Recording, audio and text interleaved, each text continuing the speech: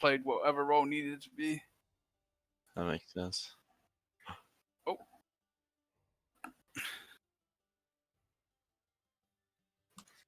Hello? Hello? Hello. I believe we are on air. Okay, sweet. What's up, gamers? Welcome to the second week of playoffs. Featuring your two hosts. Introduce yourself, Mr. Fool. Yep, and Fancy over here. Yeah, Fancy, dude. bouncing off of a tough loss last week, but No, I'm bouncing straight off a fat dub where I dunked on Vince in the middle lane, dude. You won the second game. I did. We were just running through the script, man. I forgot it after like a minute. Yeah, we have the favorites for the whole league today versus Fortis Omnia. Allegiant are the favorites. Well, you know they stumped pretty hard in the regular season. This is true. But they've, as we were just discussing, they've made some interesting roster changes today, don't you think? Swapping Jamie, Eternal Ether, their MVP in the support role, and they're putting in mid lane, and they're putting Jensen support for seemingly no reason at all. And I'm interested to see how it plays out. Eternal Ether is a support main, right? Like not in UNL, just like when he's playing normally.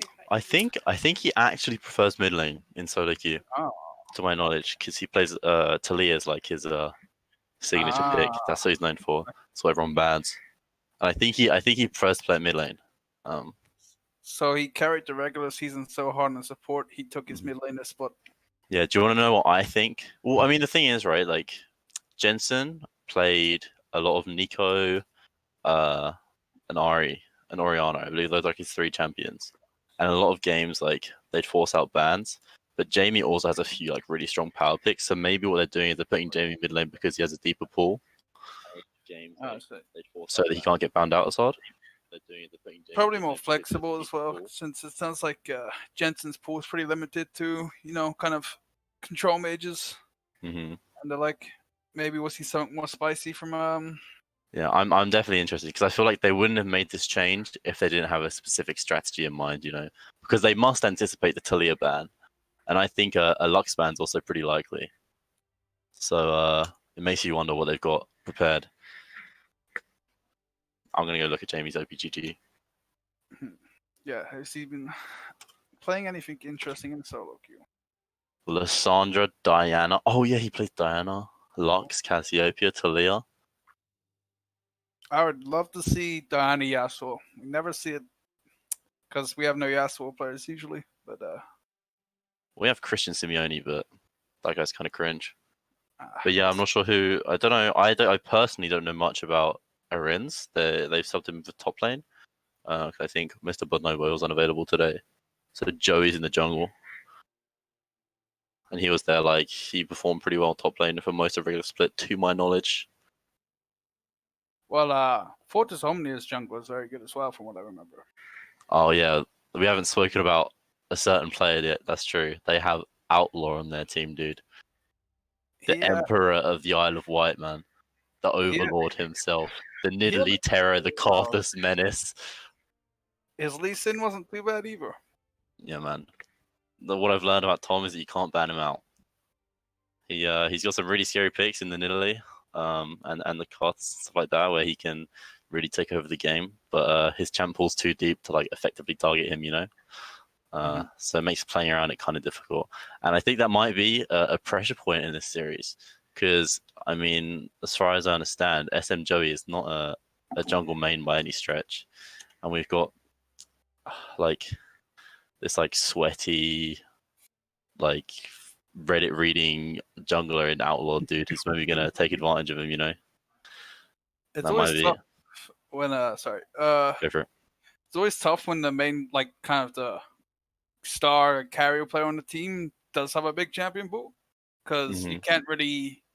Your only hope really is to ban out the like lesser players. Like, if you look at Astrosmurfs, Fint is obviously a very good player, but he's a mid main, so his mid pool is pretty limited. So you can kind of target him. But when someone can play every jungler and probably God knows what else. You just gotta throw bans and hope for the best. Yeah, and Tom's been playing the long con here as well because he doesn't play much solo queue outlaw, meaning that they don't have intel on him. You know, he just has a few Karthus games this season. That's it. So they have no idea what he wants to play. So it's not even like they can scout him out. So maybe it's going to be a case of the jungle differential this game. I'm not sure, but going with your gut here, Full, before we see draft, before we see anything else, who do you think is going to come out on top in this series? I think, it's hard to go against the favorites. Mm-hmm. However, Fortis Omnia did really surprise me last week. Mm-hmm. So I have belief in the upset, Mm-hmm. You have belief, so give me a concrete prediction. 2-0, 2-1, which direction? I don't think they'll 2-0 them. I'm thinking a spicy game 3, 2-1. Mm-hmm. I personally think these teams will have prepared a lot, especially with how their roster's looking. I think we're going to see something interesting out of Allegiant this series with Jamie being mid lane. It's either going to go really well or really. Yeah, it's tough. It's tough. So yeah. I think a lot of it will fall down to preparation. I feel like if Allegiant haven't done their homework, then I don't think it'll be hard for Outlaw to take over this series. If he gets himself onto a comfort pick that can farm and scale late game, I'm not sure, who's going to stop him. But I have faith in my boy Jamie, dude. I have faith in my boy Jensen. And we've got this mystery Arins player. I mean, other people I'm sure know more about him, but I've heard he's like high platinum. So maybe it's just a fat top diff, dude. Maybe they ban out Alawi and then Arins just runs over the whole game. It's over. maybe it's just over. Because T-Tums is pretty mean on the Alawi, as I personally saw last week. Very good Alawi game last Especially when you like walk into just as many choke points as you can and just hand the tentacles over on a silver platter while he just like cracks your skull in, dude. I think Alawi is pretty good when you do that. Just walk into the Fed Alawi, yep. Mm-hmm. So I wonder if they'll respect that pick or maybe they prepared an Alawi counter, dude. Who knows, man? I feel like there is a lot of variables in this series, a lot of unknowns. Mm-hmm. Dude, maybe it starts raining on the Isle of Wight and like Tom's village collapses and then Allegiant win by DQ. Everything's to play for, man. That's one of the more unique storylines I've heard. I'll be interested to see if there's any Lilia today because she's been getting played more and more, and she's pretty strong. This is true. I have a personal hatred for Lilia. Because if you were like, that champ's just so oppressive when she gets a hit. Mm-hmm. Agreed.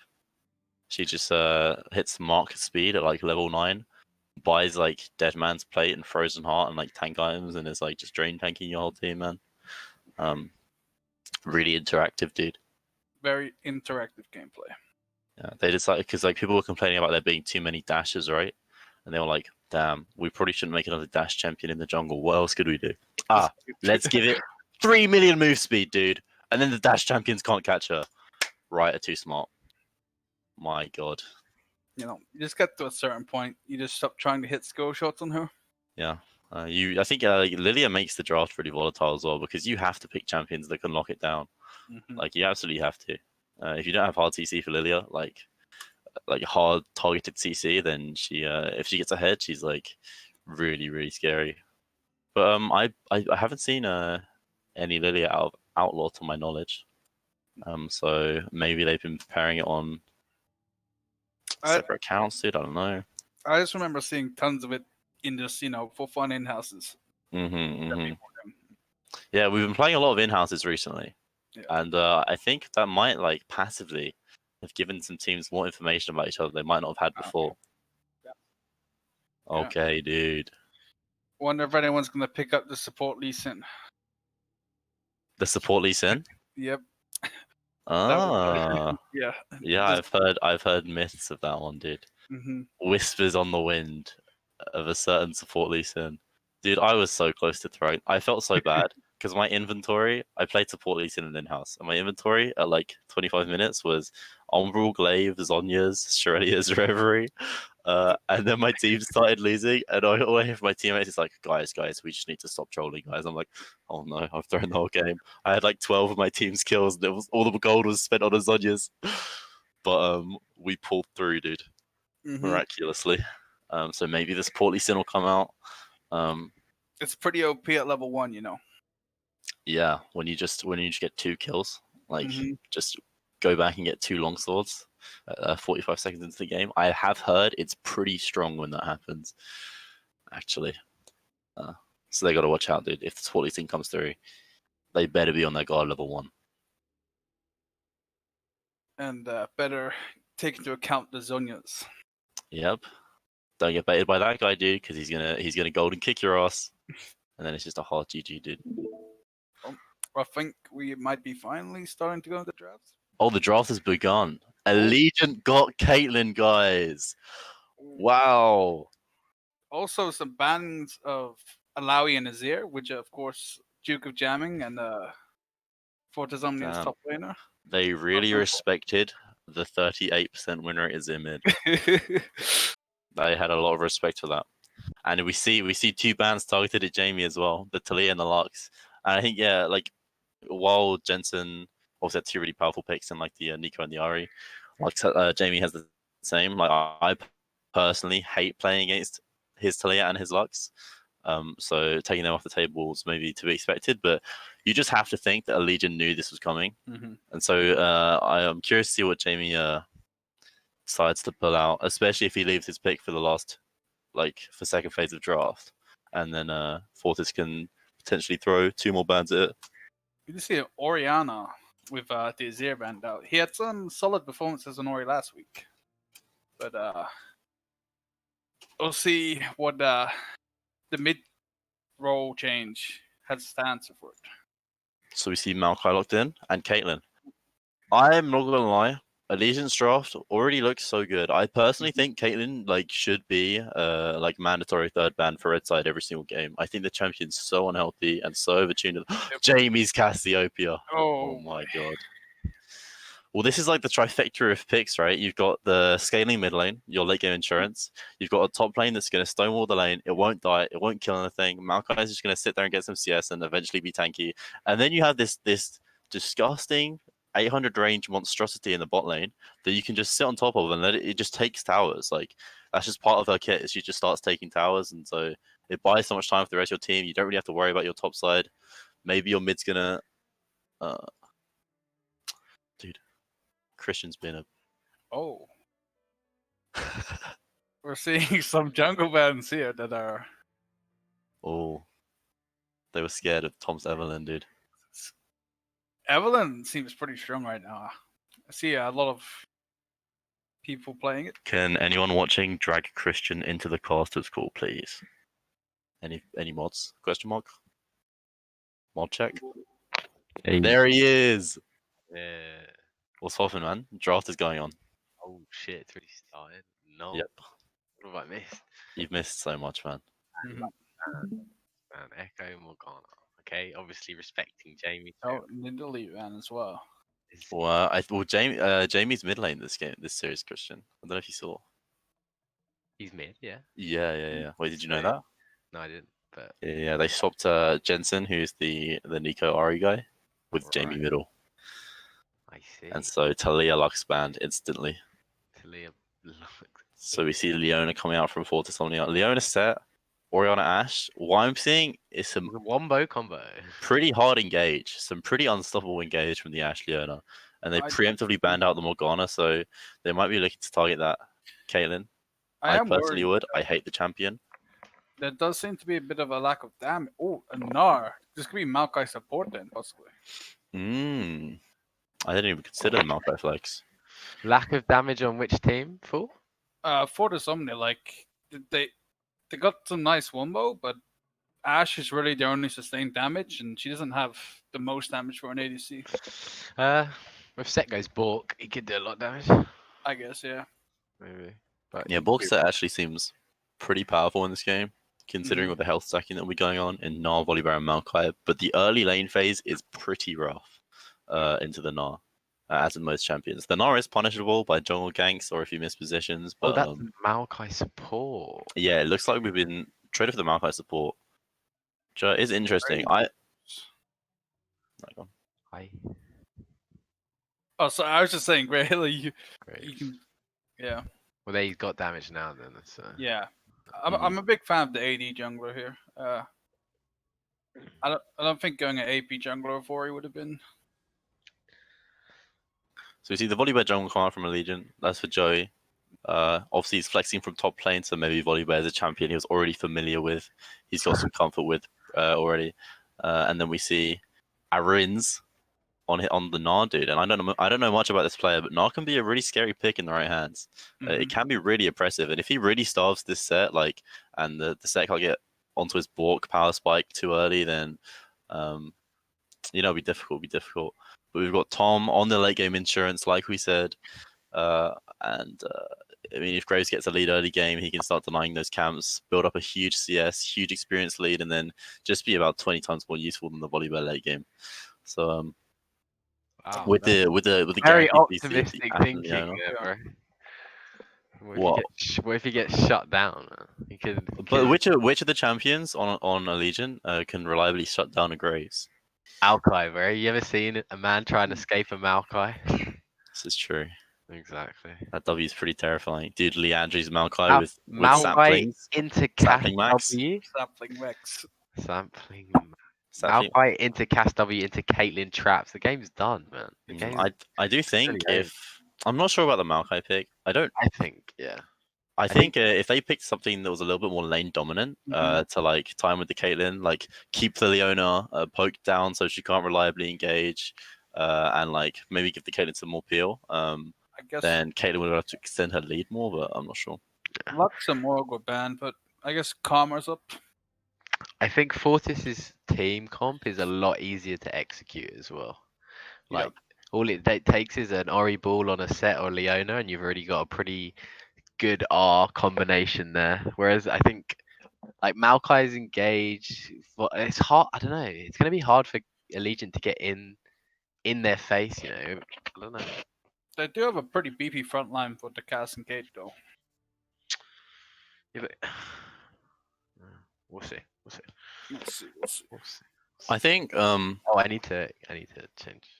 If Allegiant get the opportunity to cut backwards in their fights, and let Fortisomnia soak Cassio damage and have Caitlyn and Cassio not die too fast, then team fights is definitely winnable. Gnar is obviously provides so much control in team fights if it's played well and they manage the Fury bar appropriately before team fights.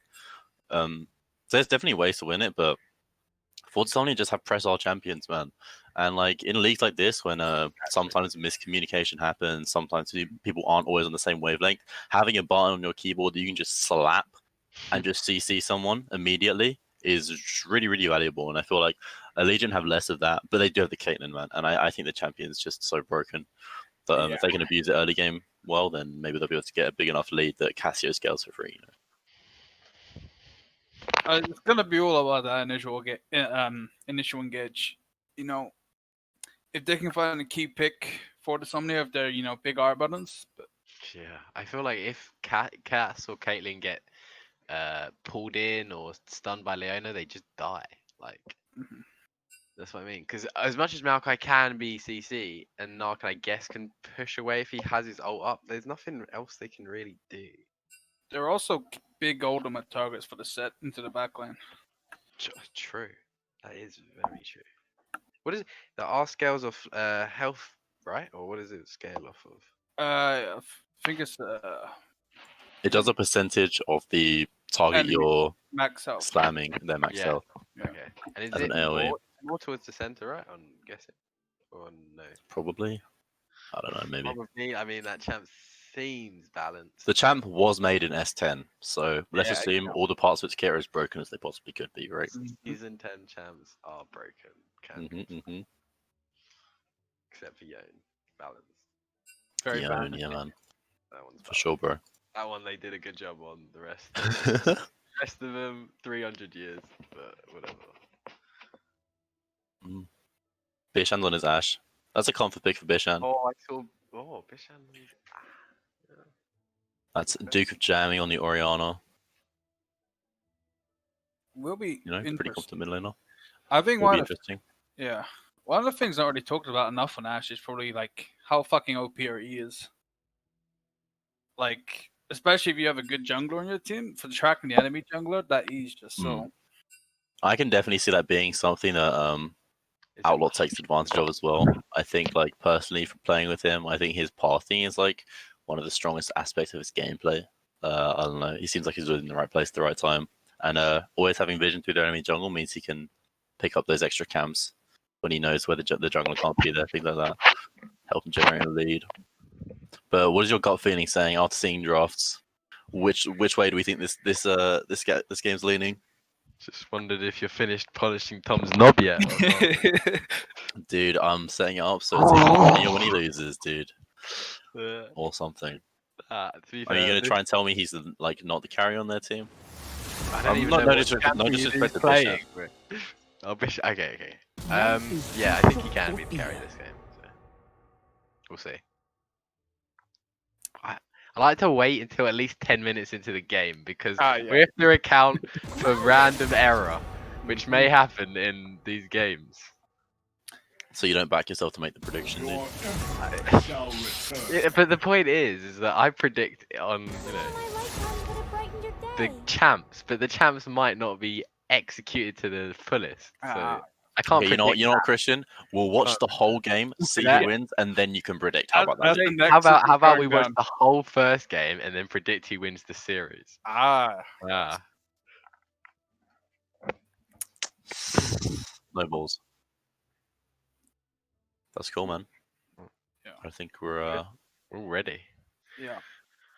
Well, despite saying Florida Summoner is going to win this series, I think Allegiant win this game. But yeah, I think Caitlyn's too broken. Caitlyn wins.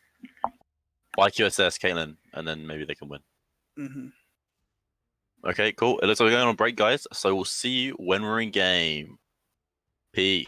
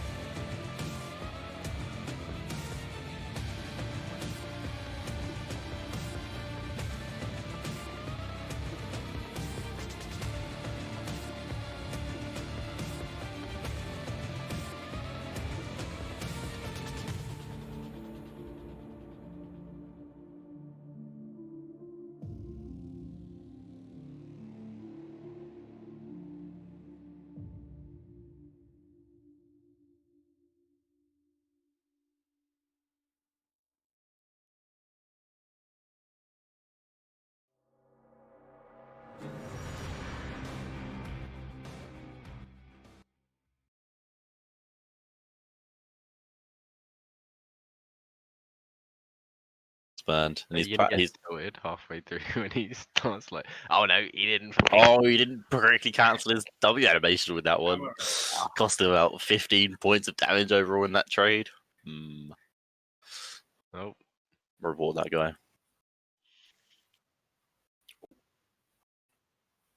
Someone else enjoy. Well, welcome back, I suppose. Thanks for throwing us in there, Fancy. Didn't really warn me. Yep, we're just waiting to get into game now. Wait, what did I do? You said someone intro, didn't you? Yeah, I did. Oh my god. Loading screen. Alright, skin evaluation. Who has the better skins? Oh. Spirit Blossom Cassio. I lost. Gentleman Gnar. Pretty. City Grey. Master Tarzan skin right there, dude. Also about to channel his inner season 6 Tarzan. Oh shit. 100 CS up at 15 minutes. Is there any interesting runes?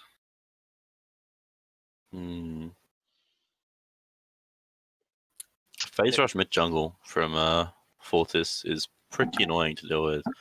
Volibear's gonna find it hard to stay on targets this game because everyone just moves at a million move speed when they're trying to 2v2.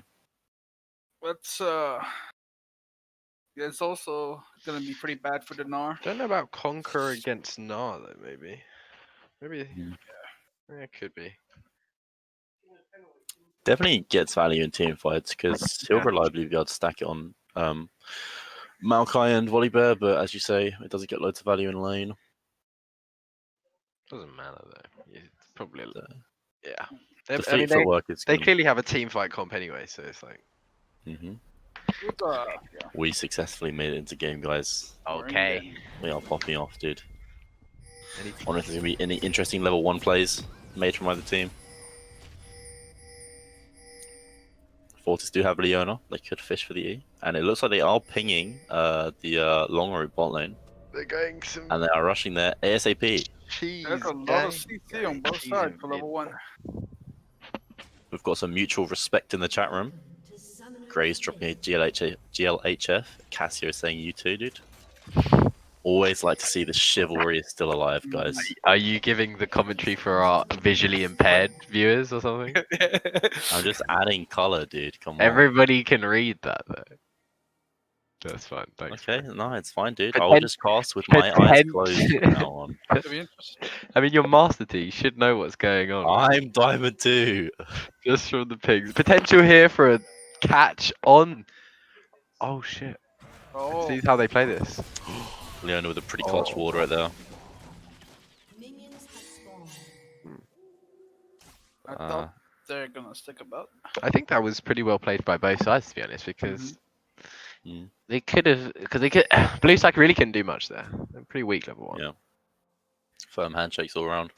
Unless maybe besides like a Maokai W, they didn't have much reliable CC or much CC at all.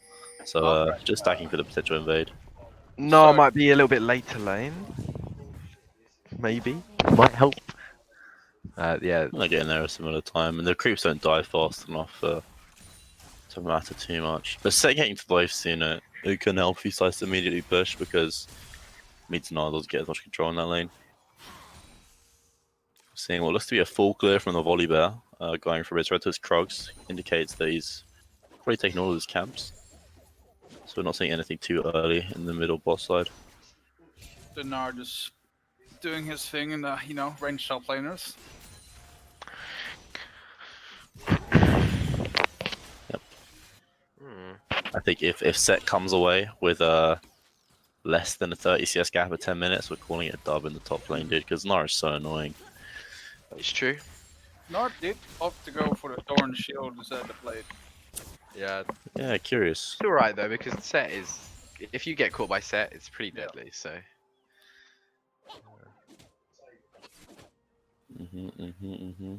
Personally, a real alpha Gnar player would have gone press the attack. Press the attack. D-Blade. A real Chad would have went Omni Stone. And then the tier above that is you go Dark Harvest full AP. Oh. But didn't have the balls on this occasion. with his his 2 AP scannings on his W and then his ult. Pretty clutch, dude. Both junglers at the top side of the map, so potential for a top play, maybe?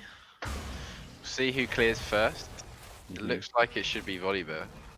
But maybe he might skip his Krugs. They're going to be contesting They're going to be meeting each other at the crab. Oh no, dude. Blue has Prio in the top side, though. Blue has they should be moving down. And Volley's giving it. They're not even... No contest. I think I feel Tom like should run straight across here, try and go to the second scuttle. They have mid Prio. If Volley intended to full clear to top side, like, why would Gnar not move to the crab? Yeah, because big lead on the. This is an enormous lead for the Graves. Yeah. Oh, couple of autos cancelled. Seeing the set nerfs there on his early Q. I think you mean balancing, actually. Volibear resigning himself to his Raptors. Or Graves gets to eat good on 2 crabs. You hate to see it, man. You do hate to see that. He could look respawn. He's doing it all again. He's gonna be level 6 with a Warhammer, and then it's just like, oh, Graves outscaled me. But, I mean, you have to play intelligently around these junglers, man. When it's Graves, he clears so fast. He's got so much pressure that if you don't like, and as you said, Tom, and he's a map awareness, right? What you were saying before, yeah. And interestingly enough, we're seeing the bot leaning towards blue side, which is typically not what you want in the Caitlyn lane. If you're playing the Caitlyn, you want to be right up against the enemy turret, like looking to chip down those plates early on, get a little bit of a gold lead. But I guess it's slow pushing towards them. But it does kind of feel like red side have a lot of control. Unless they walk into that Maokai bush, dude. That's a deadly bush, be right? Done for, dude. Any second now. Looks like Mid was looking to reset there, but decided not to. Cass is going to hopefully push in, try and deny some CS because Ori's low on mana. Ori's very chapter by. Ori shouldn't really be trying to fight there. She's got no mana. She's just really trying to last hit. But although now the way she just fully won the trade. Jamie just walking into the turret. Just Ori does have TP to the barrier as well. So now Jamie has sacrificed his mid advantage there slightly. If Ben was freezing here, it would have been pretty bad for the Cassio, because he could keep it outside his turret base, get full mana and health with his TP back to lane. Jamie's missing a lot of experience right there. Looking for a top lane play here. Early set up on the E. That's a good stun. That's a good ult. Set should. Oh no. Oh, that's a good counter flash. Oh my god, Arin's flexing his long muscles right there with the flash ult. Damn, that was it looked like close to max range on the stun, getting the stun with his ult right there. Despite Teasm playing it pretty clean with his ult back to his turret. Tom's going to punish by taking whatever those are. Chickens. He's going to take maybe red and Krugs as well. Graves is behind enemy lines here. They might. I don't think they know he's there either, so he's also setting up some deep ward. That pink he got down at the red can. Oftentimes it goes uncleared. Like, it's kind of common that people don't path into that bush and they don't see it, so they can net a lot of vision in the long run. But it always kind of feels bad when you're playing something like Graves, where you feel like you're making a play on the top side and then. I think something might happen here. I think he's going to greed for the red, and I think they're going to walk into each other. Yeah, very possibly. He eat over the wall. He eat over the frog wall. And they know he's here, so it depends on how long. Oh, he has a blast spin, I suppose. He's going. Okay, that's what. Cutting his losses. Cutting his losses. He took 2 camps. Oh, he's quitting. Quitting while he's ahead. He's quitting while he's ahead. Just leashing all the camps to the enemy team right now. What a kind jungler. What a nice guy Tom is, man. I'm telling you. Now, you know, one thing that went unnoticed on the caster side is red team have a dragon. They have an infernal drake. Yep. So you're gonna have to assume that was taken during the battle in the top side. When the fuck did that happen? Yep, I had no idea. But, okay. Big fight. Jamie. Oriana with the side steps. Good ult. Maybe might be able to punish. Graves is coming from bot side. Graves is moving. This could be a 1v1. Jamie. Jamie turn around. The barrier did. Good. Wow. Barrier. Okay. It looked like it was pretty well played from both sides. The Braves looking to wrap up a kill. Flash into flash. Oh, Well played. My god, well played. Pretty laggy. I wish we could have watched that in 120 FPS, but whatever. I won't complain. Sorry, I was joking. Yeah, well answered. I mean, that's kind of what you get. I thought it was curious that Jamie opted for the barrier instead of the teleport, because on a lot of these scaling tier of the goddess champions, you want to get to your 800 gold ASAP back and start stacking the tier, so you just get the TP for the free reset. But we saw the barrier coming quite clutch in that 1v1. Free fight top. You see that Gnar Then used it's his fight top. ult just for poke. Pretty powerful on Gnar because his cooldown's pretty short, and also once you leave the form, you can't use it anyway, so it's worthwhile to get it off when you can. I mean, after you get some CDR, you can just use it as a wave clear ult, pretty much. Because how low the cooldown is. Set still has his ultimate, though. So, if there is a confrontation in this Scuttle Crab. Using his Okay, E aggressively, and aggressive E. Set's not punishing it. I guess he knows the volley bear's there, so... Good map awareness. Yeah. I was expecting a little R into a W combo there, but... Yeah, I will be completely transparent. I would have pressed R if I was Set. So props to T-Zems for keeping his eyes on I'm the into map. vision for you, I suppose. Gnar opting for the Ninja Tabai immediately. It's a really sad sight to see when you're playing the melee top laner and the Gnar buys Tabai, dude. It's like, even if in the astronomical chance you actually get near him, he doesn't take any damage. So feels pretty bad for the Set, but he's holding his own, as we saw. Like, He's only 17 CS down. That's not bad at all. yeah, especially considering the death he took. So far, it's looking pretty good. I mean, for both sides, they got a dragon, so it's not really like slight gold advantage. But not major. Yeah. Gold advantage coming out of the CS differentials we have in the top and mid lane, and the 1 kill obviously over to the volley bear. But it's still pretty close, even given all of that, which I think just goes to show how much the jungle camp Tom's been stealing counts towards that gold. Who do you think scales better in the mid lane? In mid game? In mid lane. Cass? I think in terms of raw damage, I think Cassio's uncontested there. But like, I don't know, Orion is such a... I guess in terms of like how easy it is to get them down. We're seeing an engage. Good. Ash lands the ult on Kaelin, but it's instantly cleansed. Maokai Volley bear coming in. Absolutely mauling Graves. They tore that guy apart. Kaelin dies to the red though, so it's a 1-for-1 trade. Good counter gank by Joey there. A lot of summoners blown, a lot of ultimates blown. Emdiv if Emdiv hadn't died on the return right there, it would have been a really nice play for Legion, but it still works out pretty decently. Now Gnar knows that there's no one top, so he might be looking to dive. Probably not, because however, he might go. Something's happening in top. Can we? Never mind. Nothing. They both exchanged ults, so looks like they're both low. If not tries to dive, I think Set turns it. I'd say that play definitely worked out in Allegiant's favor. Getting the jungler in exchange for the AD carry means they have a lot more pressure on the Drake, and also their health bars were just a lot higher after the trade, meaning they got to secure the dragon, which is pretty important. The Therapy Rift with Ocean Salt.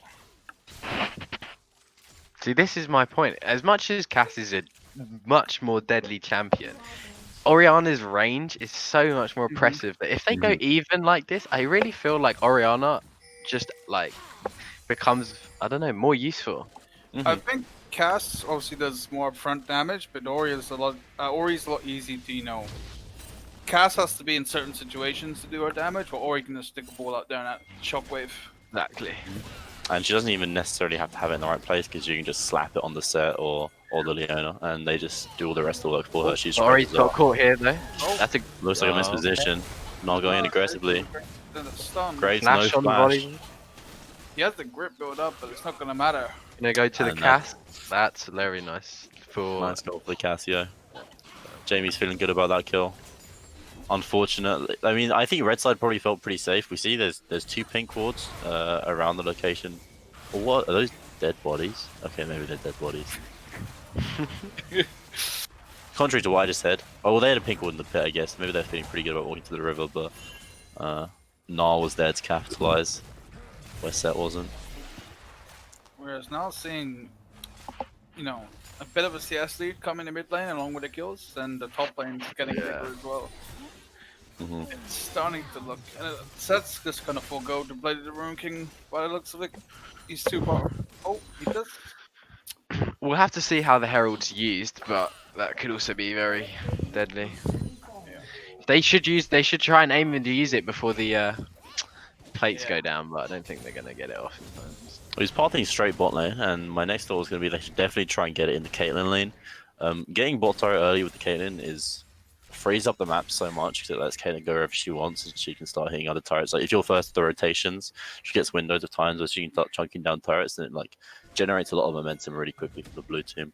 So we'll see. Although he's gone to Raptors, so he's going to be getting play gold. Nah, it's not. He's staying on the bot side of the map. Maybe They Tom might anticipating. Oh, That is a Maokai Maokai. flashes away. Oh, That was a Followed up by good Leona ult. ult. Maokai tries his best. no. Yeah, Shell just whiffs. Really smart from Enix to hold his ult like that and not layer all the CC on top of each other. Volibear should hide and look for when they dive. Kate has no Should be a mana. good Volibear's counter coming hit, in.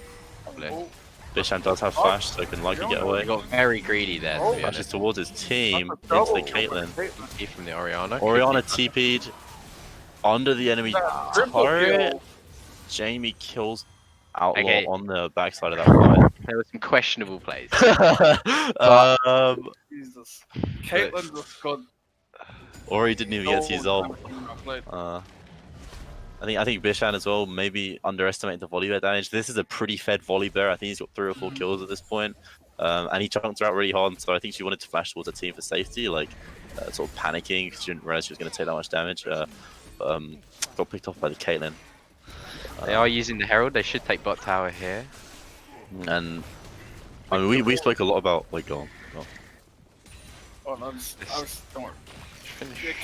Yeah, Caitlyn is gonna be unlocked now, especially with the kills to like you said, go Should around. finish her IE when she gets back, I think. Yeah. And then she'll have a lot more damage. Maybe she'll rotate mid now, and Jamie can go bot. Look to try and take mid tower, open the map up a bit.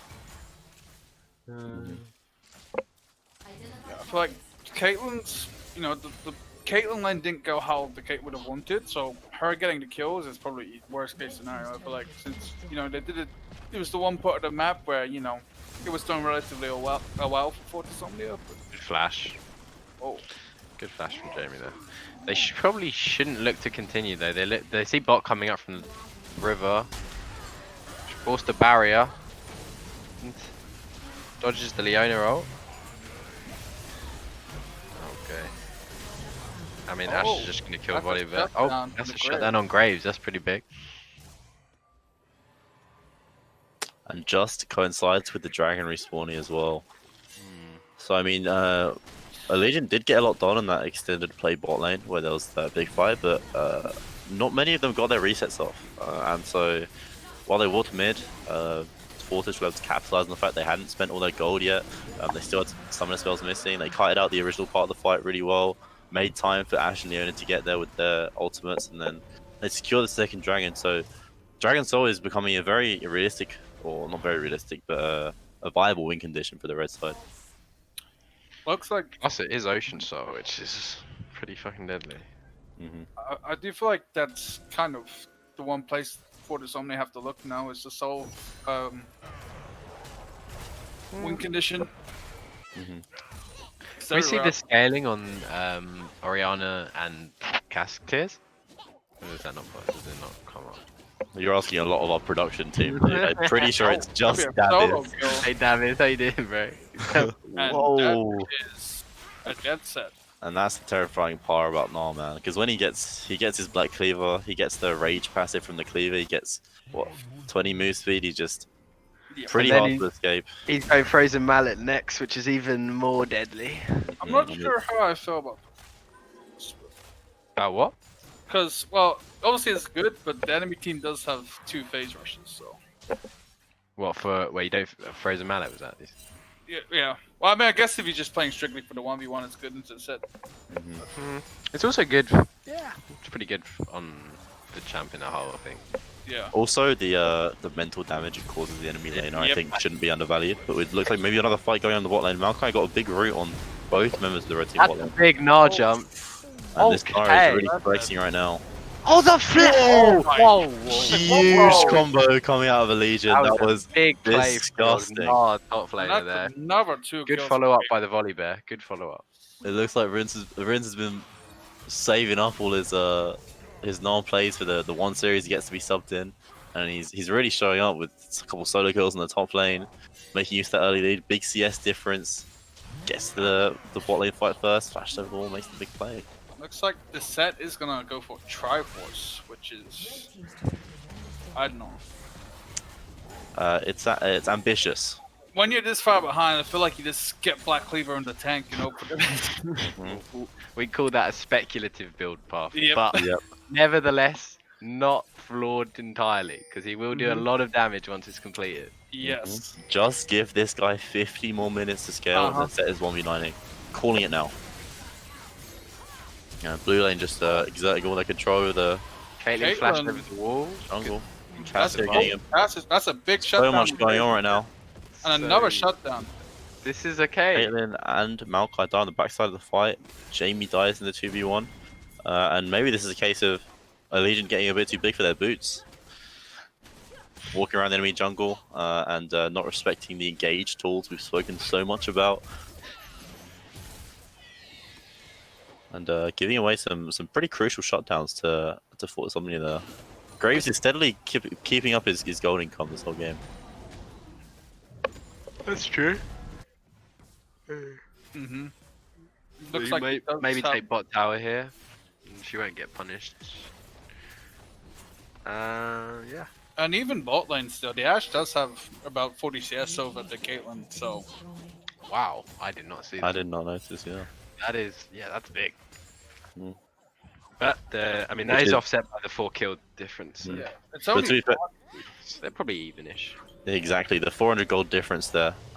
Even after all the kills Kane's been picking up, the Ashes not too far behind in terms of itemization. Got her 2 sort of crucial items there with the Bork and the Runins. It's going to really help her melt through the front line of Allegiant in extended fights. Graves got a lethality 3rd item, which is interesting. Yeah, that's pretty interesting. Considering there's already some Ninja Tab eyes, there's a Righteous Glory, Knight's Vow, little bits of armor here and there. The death less efficient. Does it work? They're looking to set up for Dragon early. Gnar's top, so she might be pressuring because there's nobody on the top side to match him. He could take that top tower. Little do they know, Allegiant settled their own death brush of their own with a Maokai stat playing dude. Unmatchable. Gnar's either going to rotate or take top tower here. He's rotating down. He's going to try and charge his Fury here, and then he'll have it just before the fight. Looking for a deep flank here. This is going to be a pretty pivotal moment in the game so far. The Ashe Arrow. The Big Oreo. That's a big setup. An enormous Patio on the 4 people. Volibear diving in, but maybe Graves. a bit too aggressively. Caitlin's alive on the backside of the fight. Crucially, Gnar was not in that fight at all, and you can see how much impact that made. And they were all He's gonna be out funneled. of Mega as well. Let's just hope he doesn't try and force anything now, though. I feel like, I mean, I don't think they can really contest this. I honestly think they should try and back off. They Caitlyn is pretty big. Yeah. I think they might just get run down by the Ashe arrows. Yeah. Looks like you should be safe. Like they took it. Okay, fair enough. That's sole point though to red team. So That is massive.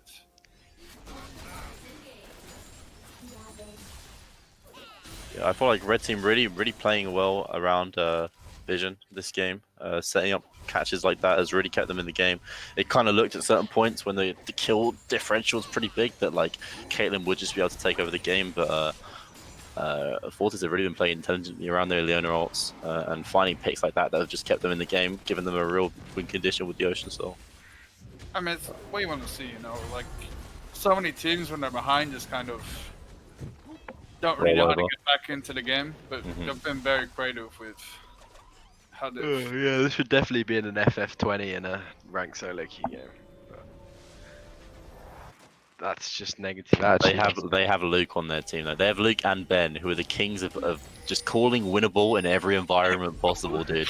No matter how much gold, how many kills, how many drakes they're down, those guys will both just say winnable. So maybe that mentality is gonna come in clutch. That's the positive mentality that gets you through the fight into the next round and gets Blossom knocked out. So on the bright side, Chris, you didn't read the script? Oh, don't worry, man. Didn't read the script. Set does look close to his 25-minute Triforce. That guy is terrifying right now, guys. Watch out for Set. You're seeing an Ashdot come through. Oh, Cass doesn't not in the center. They get the Cassia Flash, which is a pretty big summoner, but TP forced out, possibly not TP needed blown, there. Malphite Hard blown. chasing. See if he makes a play with it. No. Okay. Bit And now- overzealous. We're getting to the 23 ARAM mid moment of the game. No worries. It has to be done You every have the game. better ARAM comp. I do think. Oh, Oh, that's an way. enormous Oh, ult! Oh, big big counter. Cassia ult return. Fully in the backline. Volibear's doing work in the backline, and Leona's CCing up. Oh no! Oh my god. Big Naro into. Wow. And that's an Wow. ace. What a sad sight What when a your fight. Orianna gets a 5-man ult, and then So many big odds that fight. Holy Mhm. shit. I think Jamie, I think he must have just like his reaction times was stellar right there, because just before the CC could start layering, he managed to get off a 4-man stun again this game, which stopped any further engage coming through from Fortis Omnia on the back end of that fight. And, Yeah, I think they're able to turn it Snet around. died before getting his R, and Graves died before he was getting his R off. So that might have changed the fight drastically. So Yeah, we also. I don't believe we had Leona ult or Ashe ult available. Just they just blew it on the. It seemed like an Cascade moment interesting before. time to engage, but there was a good R, so I don't know. Yeah, it's tough. You just see the Oreo and you're like, oh yes, we have to fight this. Yeah. Mhm. So you can't really blame Ben for pressing on there. I'm not sure the ult was a mistake per se, but you have to evaluate all aspects of the fight. What cooldowns do you have? What cooldowns do they have? They knew Nar was in the area because he just blew TP. It kind of feels like they kind of won out slightly, getting the Cassio flash, getting the Nar ult. They didn't necessarily have to commit to another fight, but they took the chance and it just missed. And now blue side have got the Baron. With Baron now, this Gnar is going to be such a nightmare in the side lane. Ideally, they want somebody to be pushing bot, top, and mid with Baron, but we'll see what happens. I think it's curious because you can kind of play Baron one of two ways, or one of a few ways.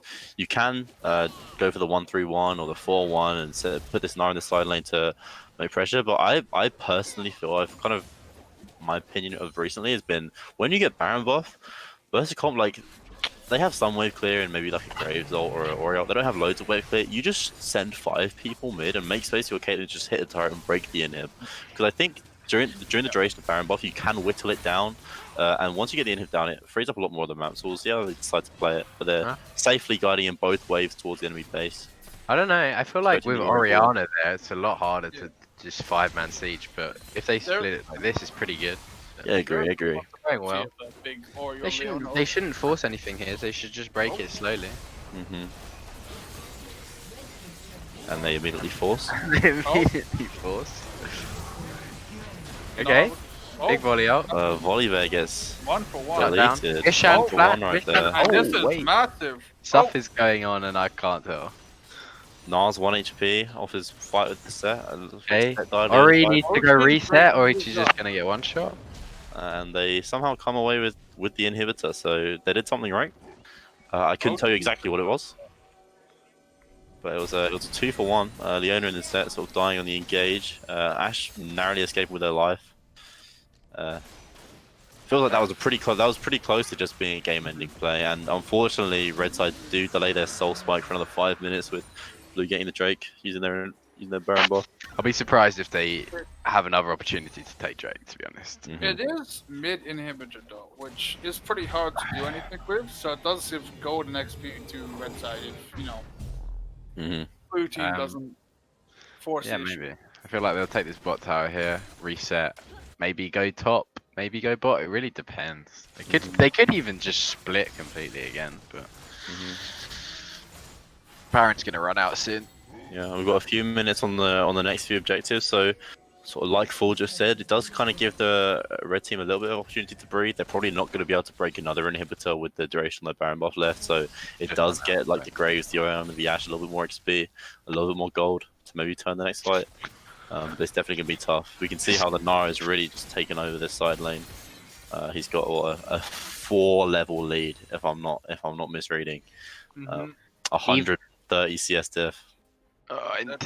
They're gonna get caught in the jungle here, I think. I think I've seen Set CS 10 minions in the last 10 minutes because that's how oppressive this Nara is. He's doubled his CS at this point, so yeah. Yeah, well past the Flame Horizon, dude.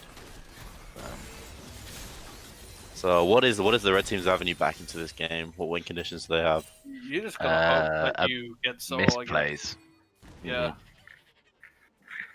I think given the current state of the game, blue side should be able to sort of glide this one into the net.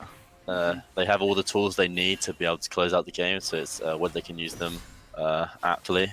Caitlyn still has all her range. She's got an RFC, so again, she's still got it. Doesn't lost it yet. Yeah, no, she didn't misclick and sell it, but she remains a turret-taking monster.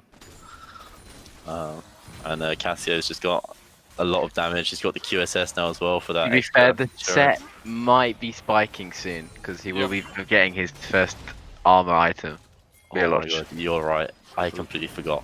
I will say though, I do think that the red comp does prefer when an enemy team is kind of like the blue team doesn't really want to come into you, and the red comp's Red needs to just force a fight. Leona's hitting out on the Cassio, but it doesn't look like it's leading to much. Graves gets rid on the backside. Gnar just beating on the Set in their base, sort of doing whatever he wants. Volibear taking a lot of damage. He's disabled the turret. Leona gets a nice E back onto him. Cassio flashing forward very aggressively. Dies for it. Gnar is still alive. I think Gnar might clean up here in the back line. Could be a triple kill. Could be a goddamn pentafield for this Gnar right now. Could be a goddamn penta. Give it to him. Bishan getting 2. Bishan's still alive. Could be a goddamn penta. Quadra kill. No, it's not a penta. A quadra kill coming in from the Gnar. And that's looking like game. Well played. It has been a while since I've seen a Gnar 1v9 in a game like this. I'm honestly getting like PTSD. I wouldn't say this is a 1v9, but yeah, like the team wasn't bad, but like he was just an unstoppable force this game. Definitely felt like it. Really taking the reins on this game, exerting so much pressure in the side lane. And that's a really well played game from Legion. Obviously, credit to the other lane, like the Cass, Yeah, can I get a hashtag nerf a Legion? Yep. Fucking hell. Agreed.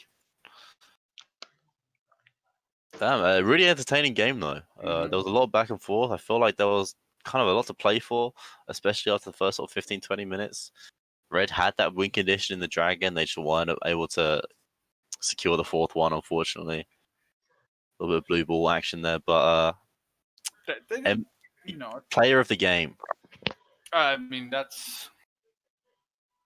think we'll probably all agree on this. Who do you think it is? It's just hard not to give it to anyone but Gnar. I think. The cast does deserve a good. Wait, anyone but Gnar? Well, I think Gnar and Cass are. Dude, did you not? Actually, never mind. Agreed. Yeah, we should give it to. I personally think Gnar did everything he was supposed to. I think they all did everything they were supposed to. Props to Joey for picking up those few early kills, responding to the plays that Portsmouth Outlaws are looking for.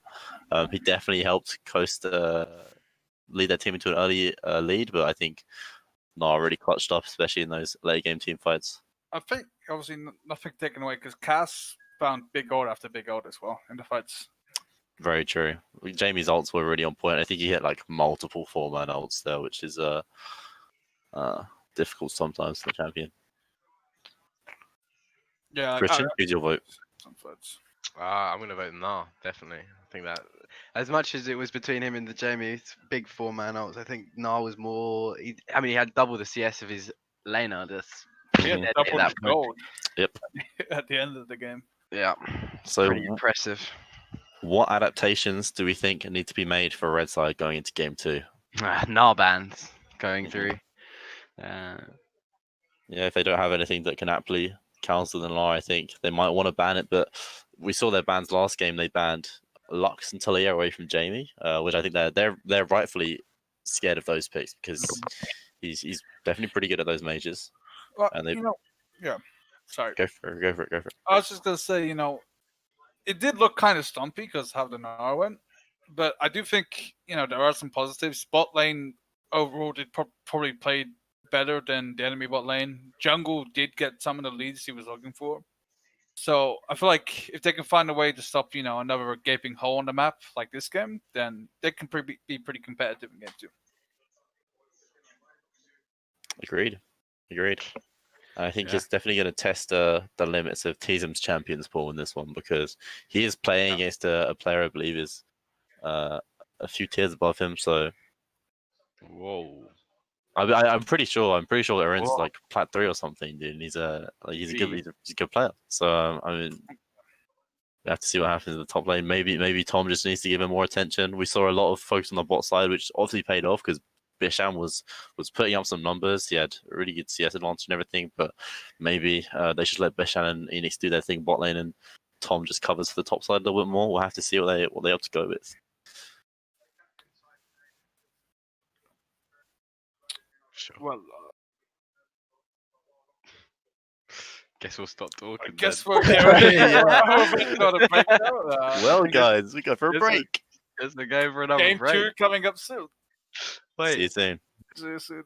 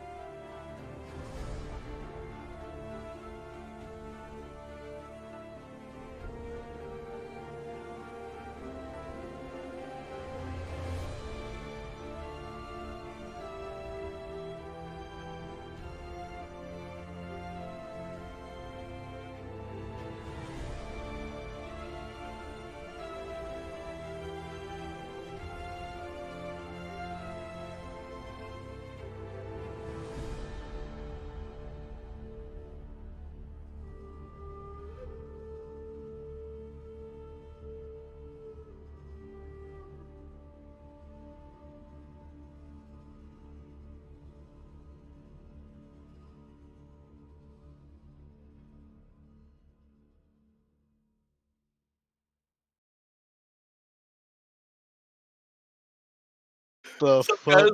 20 casters for game 2, guys. It's a raid. Wait, is the skill muted? We came to replace Fancy and Christian and Vince. Wait, what? Wait, it's starting. Yeah, we're 10 live. They seconds. can hear We're live. They can hear. Get the fuck What? out of here. What the fuck, the synergy? That was so in sync. They were at the same time. Or maybe they all got banned. Who knows? But welcome back, viewers. After the break, we're going back into Game 2 of Fortis Omnia versus the Legion UNL semi-finals of the playoffs, dude. Oh my god, I couldn't be more hyped right now. Match point 2, Allegiant. After a pretty commanding performance from their from the blue side last game. Mhm. Let's see if they can pull it off again for a quick 2-0, or a Fortis Omnia going to call over back in and reverse sweep. Oh my god, you've got me hyped up at this point. Dude, the storylines are all there, man. Gonna go solo queue yeah, after this. We And do we- have a sub Oh yeah. for the Omnia top lane. I think too many surprises there. It was an honorable effort on the set, but the Nard counter pick was just too much. Dude, it's so sad. He just hit his Triforce and they immediately subbed him out, dude. They What is subbed wrong him with out. those guys? Come on, man. Oh, You gotta I think we might be going to the draft. And we're going into draft already. Oh, We're not quite we're into just- draft. We get to talk We'll more be there about the draft. soon. Yeah, he just hit his Triforce spike and then he gets benched, dude. That's so upsetting, man. Mm-hmm. So we have Charlie, we have Howlitzer playing instead, I believe. Would does he play top lane? Mhm. I think he plays set as well. He's I'd known say. for playing against people that roll swap at 7 minutes, so he's pretty comfortable. Wait, he's the Soraka guy. Oh yeah, true. This man plays for Rucker and Set. He Mm. has a wide range of degenerate champs. Are you guys seen fucking Lulu top stuffing now again? Yeah, I played against the first one in solo queue yesterday. Oh, Oh, my no. god. Oh no. It's a bad sight, dude. The end time's approaching, dude. World is coming around the corner. Enchanter's top lane. 2 weeks from now, we're gonna see Fancy top in a Diamond 2 game playing Lulu or Janna. No, 2 weeks from now, we're gonna see Fancy in mid-platinum after he loses to 40 Lulu tops, dude. That's what we're gonna see. But yeah, maybe. I mean, I don't think Soraka top is terrible. I know he's got some interesting feelings about the champion. But maybe he's gonna channel those into a I big think top lane I performance. think he'd play it, and I think he'd do not bad. He's pretty good at playing like a bitch. How do we anticipate the Soraka Nar matchup will go? I think they banned Nar this game. To be honest. Yeah. Because I mean, Soraka, like in theory, is a pretty good counter to. To Nar? Yeah, I can't see why that. No, I wouldn't lied. work. I lied. I can't- I'm like, I was about to say, could do well into Darius, but actually it can't. It can't do well into Darius. So, because I've got Darius as Ghost, and I play the champ. So You forgot. That's I right. forgot. So I don't know. Maybe we won't see Maybe we'll see the set V2. Maybe he won't build Triforce this time. Who knows? But Can Let it go, okay? It happened, Stop happened. reminding. yeah, guy. it's just funny. Yeah, I it's don't even fun, think he guys. played that bad. I'm not trying to be toxic. no, I just think the Nard played really well. Yeah, it was just a nod diff, man.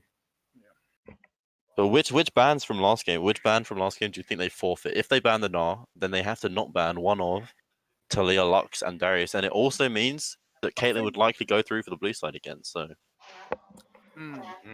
it's a bit of a conundrum. Maybe how proficient is that mid laner in Talia? Because I don't know. I would say Talia Ben, unless like he's actually just like insane.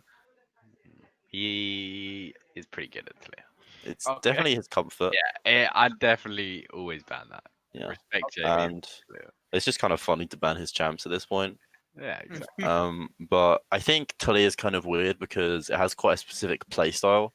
Roaming mids are a thing, but Talia really wants to make use of a wall. She doesn't have like a combat ultimate, so if they really take advantage of that, pick an aggressive early jungler, maybe, then it can be really, really oppressive to play against when she shoves and then. Oh no! Look at him. He's molding in chat, dude. Who? Jamie. Yeah, Jamie, get out of the stream, dude. But yeah, it can be pretty oppressive with an early game jungler, and it can really take over games. So I'm personally pretty scared of his Talia. But then you have the other side of the coin, which is the Lux that they keep banning, and she does the opposite. She sits under the turret, throws skills from about 2,000 units of range. You can't stop her farming. She'll pick up random kills across the map with her ult, and so it's tough, man. They're both pretty frustrating picks to play against. Could be Lux Caitlyn bot lane as well, which is pretty disgusting. I'm not sure. Would they have to announce if they were going to swap their mid and support back? I'm not sure that they necessarily would because it went pretty well last game. But I assume sort of Jamie's playing mid and Jensen's playing support again. I would assume. But I don't know what Jensen. Maybe Jensen's experienced on Lux as well, and then they could flex it. We'll have to see. We'll have to see.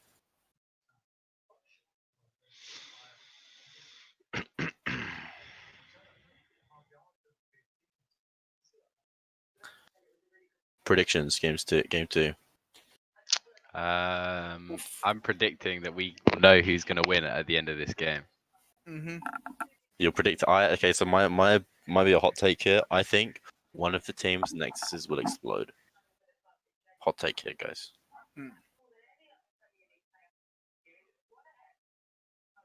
That's a pretty bold. Yeah. I can spectate Davis if I get an invite to the game. Yo, I said I can spectate. These cringers don't have to immediately join the call. Sorry, I can't speak dog. Alright, I guess I'll leave. Thanks for streaming, guys. Not. I can speak dog, so I can stay, right? Yeah, Vince has spent enough time in D4 that he's now fluent. Can confirm he knows how. What are you talking about? I went down from D3, dude. I'm permanently stuck. When were you in D3? I played one game with fucking Tanky, dude. That's when you were in D3. Yeah, I kind of remember that game. You got into D3? And then I went down. Christian I was literally in D3.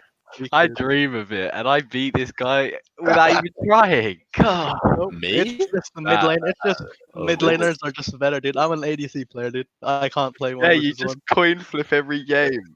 Then you win 3 on the trot or something. Exactly. I can only play team fights, dude. Is the stream on? Yeah. Yeah, stream is on. Your delicious voice is being played live. Nice, dude. 2000s around the world. Tens of thousands. More like tens, but. It's 14 actually. Wow. Okay. Bed's complaining, so I need to go back to. Thank God he's gone. Oh my God, Hey, that guy is insufferable. Now we can talk about him. Washed off or what? Dude. You seen his Azir? Dude, don't get me started. Dude, this guy just all he does is farm, and then he prays his team wins the rest of the map. He picks Kale top. He picks like Aphelios ADC.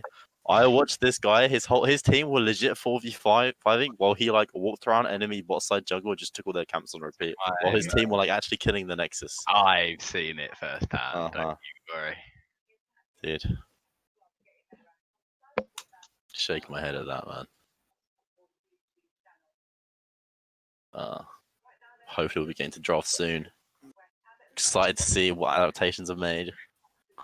I think Elysian are probably gonna worse than the last game, so I don't expect too much deviation from their last draft.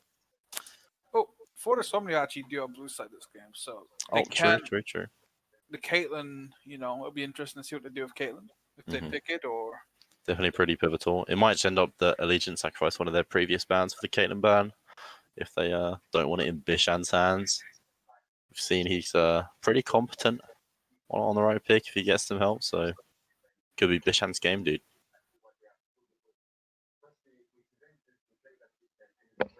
Yeah, very much good. Actually, the bot lane did play, fairly well for 40 something last game. Did you see the damage numbers that Maokai put up last game, Christian? The Maokai damage numbers? Yeah, the Maokai damage numbers.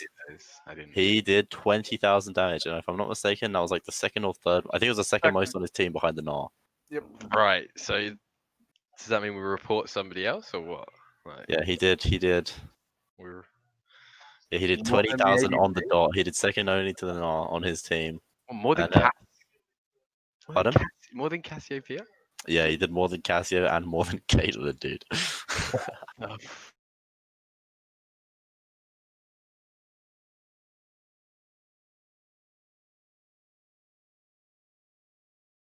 That is rage quit. But yeah, the Maokai, maybe we were sleeping on it a little bit last game because if you look at the numbers, man, he was definitely putting in some work. clearly. Will he come back? Are Fortis threatened enough? Have they been scarred enough by the saplings in every bush? Find out. Find out soon. It looks like we're waiting on Joey from Team Allegiant before we can get the draft started. It looks like that's who we're missing. Nope. And Dabis is probably leaving to yell at people somewhere. Nope. It's Oh, it's Christian. Christian just bounced. And he's back. Misclick. Yeah, it happens all the time, man. Exactly. I feel really stupid. That stream is looking like that cursed writing people spamming shit. Oh no. Yeah, that's one thing that hasn't happened this week. Last week was the curse meta, dude. Callow, Bishan, everyone was lobbing curses left, right, and center. The stream looked like some curse satanic text, but we had no curses that I know of this week, so it's a fair game, you know. Fair game. Oh, We do know already. Oh, we're into the beginning. Talia Hey, ban. Insta Talia ban. Maximum respect. They Playing no games with that pick. Oh, the massive foot Azir rate is ban? there, man. Dude, I feel so bad for Ben sometimes, man. Because you can't put his Azir in the same sentence as you can't put his Azir in the same sentence without 40%. Dude. It's so sad. Poor guy. His Azir's fine. I've played with it. Like it's pretty good, but just a team gap. It's a late game scaling champion. It's hard to take over early game, you know. And I shouldn't have mentioned curses because okay, man. Okay, guys, you're all too funny. Darius is over. Yo, Vince. What are you even talking about? Dude, I'm being cursed. Where? In DMs, Darius. dude, by all these DM. weirdos. Oh, okay. He goes himself. Oh, we see the Darius. We see We're the seeing the Darius. and Okay. I can confirm Fancy has Yeah. officially just jizzed himself on stream. Oh, I'm so excited to flame this guy's Darius, dude. The Maokai again. That's a 20k Maokai pickup. This is on the other side of the draft right now, dude. Legion Oh had the my Caitlyn god, Maokai. they saw how deadly it was, and now they've decided to switch. Tom's figured it out. Tom wanted to go. Okay. Alright, Tom wanted to go 0-2. Fair enough. If you're this Darius though, like what do you not want the enemy team to pick? There are a few things. Darius and a lot of VLOs win every ELO. Just wins based off the mistakes that the enemy make, right? Like there are a lot of matchups that are favored to other like bruisers. Things like Camille can work really well, or Jax and Fiora can all definitely punish Darius, but you have to be competent on the champ because if you slip out at all, Darius will just punish you with Ghost.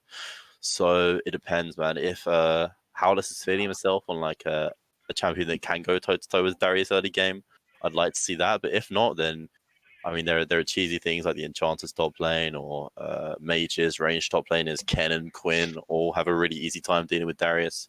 There are definitely counters out there, but Clearly a ban for the cast, so they clearly feared it from last game. He hit some big ults, to be He fair. hit some big ults. Gonna have a new mid Same with the Oriana. You did get that 1v1 kill as well. Okay. And we're seeing the Nico come out for a Legion. Nico support? Nico support. I don't know if they're swapping. Support main, right? Support. Yeah, he's playing support. He's the Nico main. Yeah. Legion are pretty, short mid range right now. So the Caitlyn in Italy, I'd like to see them opt into some more range, perhaps. Yeah, agreed. I think. So what are you saying? Like a Varus mid, something like that? Yeah, really round out the comp. Just go full poke. Yeah, let's just bring out the Zarath top lane. I think, dude, Yeah, with the Zarath top. the global ults. Yeah. Yep. Maybe just Lilia for fountain dives. We just throw ease. Okay. Interesting. Well, Galliard's a pretty good champ, like Darius and Volibear, they have to walk into melee range, and Darius has got that big buddy, AoE taunt. is that what's happening? Is it just the Darius show this game? Everything's about Darius, yeah? Yep. Okay. How does Darius fare into Leona? Well, Leona can CC him, but I'm not sure if there's enough follow-up damage with Fortis Omnia. Like, you really need to burst down Darius, and Leona can E into the Darius, CC him for a few seconds, but as soon as her CCs are down, she's just 3 stacks to the Darius. He hits Darius, with a couple autos in a queue. He's got full stacks. He flashed on the back line. He starts killing people, So, it does work. It does CC the Darius and knock it down, but they need to be able to burst it. We see Cinder around at that comp. Maokai into Darius? Opinions? But well, It's not I'm great. I'm not really. I was a fan of the first half of Fortis Omnia, but I feel like Galio and Leona kind of have to go into like Darius and Nico, which is you don't really want that. So not sure. Yeah. Wait, is that Nico support? Yep. Looks to be, yeah. Jamie's on the Cinder mid. Cinder mid, Nikos. Yeah, and I personally don't know loads about the Nico support pick, but it does seem pretty punishable by the Leona. Yeah. I think Jensen, for playing He's his pretty Nico good. I've himself- seen against. He's pretty good at Nico though. Yeah, definitely. I think his clone usage is something that I've picked up, or that I've seen him. He's just really effective with. He'll like block a Caitlyn or block turret shots, or like just like really convincing jukes and stuff like that. So if he can play around those effectively, maybe they'll have a chance to bot lane. But Sivir doesn't provide loads of early pressure, so it might be punishable there. True. If Nidalee can maybe get some ganks off. Also, there's going to be Sivir ult for the Darius, which is pretty nasty. Yeah, Sivir definitely helps facilitate the Darius. But, yeah, the Maokai matchup isn't like utterly doomed. It's not completely doomed. Like he has. It's gonna be a very hard game for Tom here, I think. Yeah, it's a very tough one. So they're gonna have Singe and Nico, just both champs that are very difficult to get. Like champs like Nidalee, they just get blown up by a Singe, So he's gonna have to play it well. Yep. But we'll see. There is, potential for the mid 2v2 though. Nidalee Galio has a lot of 2v2 potential. That's true. They do have a lot of means of locking down champions to guarantee the Nidalee spears. Like Darius is punishable early, especially with the Maokai. He can root, and then that almost always will guarantee a Nidalee spear landing. They can burst him down. Same thing goes with bot lane if Leona lands an E. Although Sivir Spell Shield does throw a spanner in the works, but it depends how efficient MDiv is with his Sivir Spell Shield. And Nidalee just moves around the map a lot faster than Volibear does. She kills camps faster. So it's definitely possible to exert an early game lead, maybe pick up some early dragons and play for that win condition. How do you guys feel about the 5v5? I think it's just a CC chain on Fortis' side. But then again, I think Nico picks can set up really easily for a Syndra combo or some. I don't know. They got a lot of like. I feel like if Allegiant get ahead, they can snowball it really easily. But Fortis have a lot of lockdowns, so we'll have to see. But I think if Darius gets ahead here, he might just slice the whole. I also feel like the Galio and Leona might just be, unless they can CC chain to Darius, they just will be like Darius fodder going into them. But if they're just CCing the Darius, they're gonna have Syndra, Volley, all of these people. They do damage, man. And if this was me queuing up for solo queue and I got Darius in this game, I would be feeling like really good about myself because one of the big limitations, like the worst comps for Darius to play into are things where there's a lot of range, a lot of like slows and weird CC that means you can't reliably get your stacks up. In this game, he has 3 champions he can definitely get 5 stacks from, which is just by far and away the most like key part of Darius's kit. Is once you got 5 stacks in the fight, like he just wins. Like it's pretty much that simple. So with things like Sivir speed up and a bunch of CC coming out from Syndra as Nico, like Darius is definitely poised to do a lot of damage in this game. I think it depends where Tom decides to spend most of his time, which lanes he tries to shut down. That will impact a lot in terms of how the mid game goes. I mean, there's like, it's like even if you're just not setting the turret like this, if you really want, you can dive with Volibear as well. Where there is, this is. Another thing to go for it. I was gonna say, well, he's probably gonna have a good time this game. But one thing to note, I think, for on Force's side though, is they once again Caitlyn got through draft. I guess there are a lot of like not necessarily one tricks, but like mains of champions that do want to be taken away, which kind of frees up the Caitlyn pick.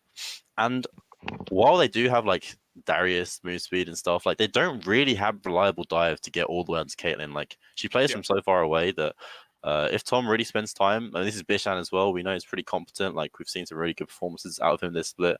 If they can make space with Bishan, they've got a bunch of peel for the Caitlyn. Like if their Darius is trying to walk into them, like they can CC him for like enough time, the Caitlyn can probably kill him. If Nidalee can help her get a lead, then maybe she can take over the map, because it's going to be kind of hard for Allegiant to punish the Caitlyn in this game, I feel like. Yeah, I feel like the Caitlyn's are really good here. Like the only one who can really deal with her range wise is the Syndra, but even then, that's very skill shot dependent. Because otherwise, you know, she can kind of outrange the Nico ult, kite out just Darius and Wally, and just outrange the Silver.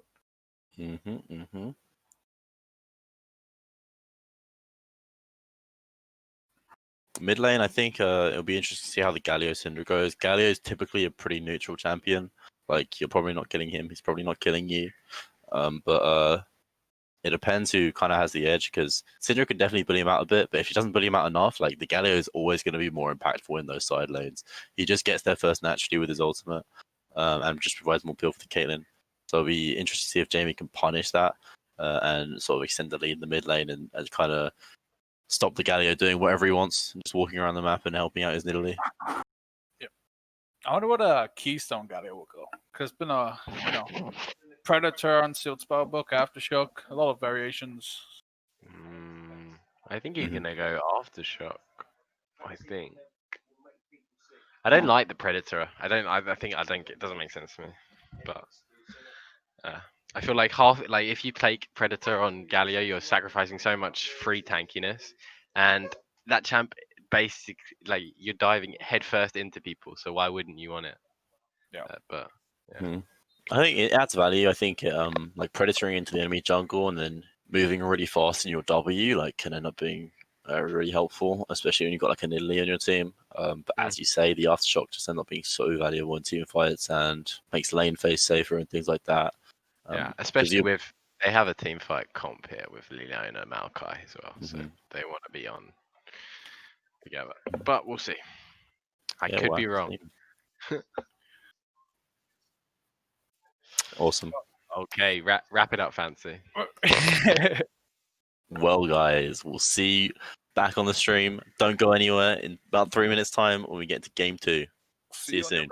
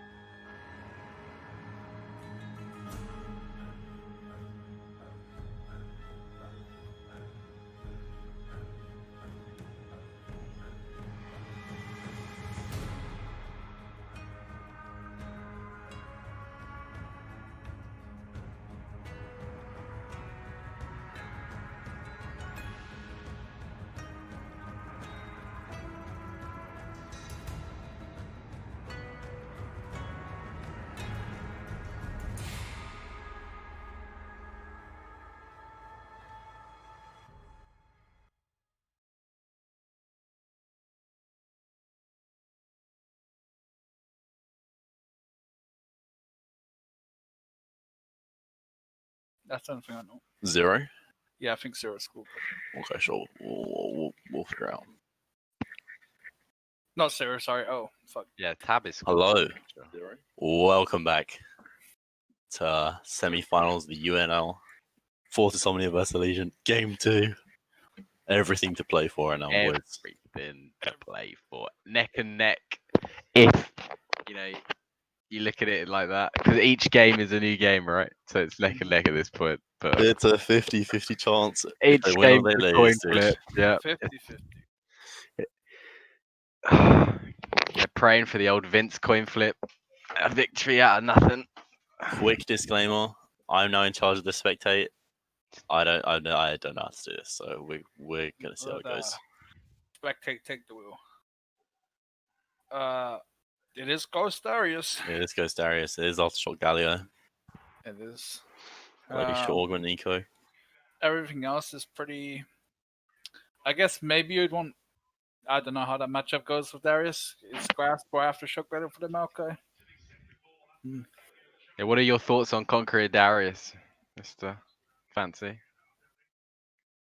It synergizes well with his kit. Yeah. I must say. Mm-hmm. Oh my god, we're in game. The pretty nice preferred key. route. You ever tried Spirit Rush on him? Oh, Asia. takes the top side. Directed camera. Jesus, take the wheel. We're seeing some pings in the top side for the blue side. They might be going up the top lane. They are mirroring We're a the little exact play cheap. they made last game. And But their in the top level 1's pretty side. deadly. Can I zoom out at all? No. Sag. This is not LCS, level. This is just Taking a very safe route through the bushes. Abyss, message me if anything needs to be changed. Or if how it looks. Does it look fine? Wait, hold tab? I think just. Yeah, tab. Oh, wait, is this just for us and Core? Okay, no worries. I thought you were like streaming my stream or something. Okay, I see. My bad. Blue Tide are going to get spotted on a ward here, so they are going to know that they went for an invade. Now, it's a question of what will they do to react to that. They're not going to rotate. Okay. They are going to. Okay. Cool. This is late, so they are going to get spotted by the Leona. So the Leona's going to know. So that means that Tom will know that they are invading him. So it's going to be vertical jungling, most likely. We do see pizza delivery Sivir. Now. Okay, red buff on the Sivir. That is not good. Oh. At all. That is a big mistake. But I guess no, that's really bad for his like jungle path. Fancy's muted, so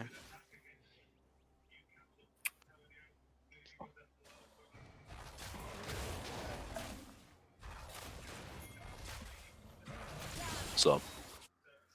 what's up? Did you I'm see gonna that? see. I did see. Red taken.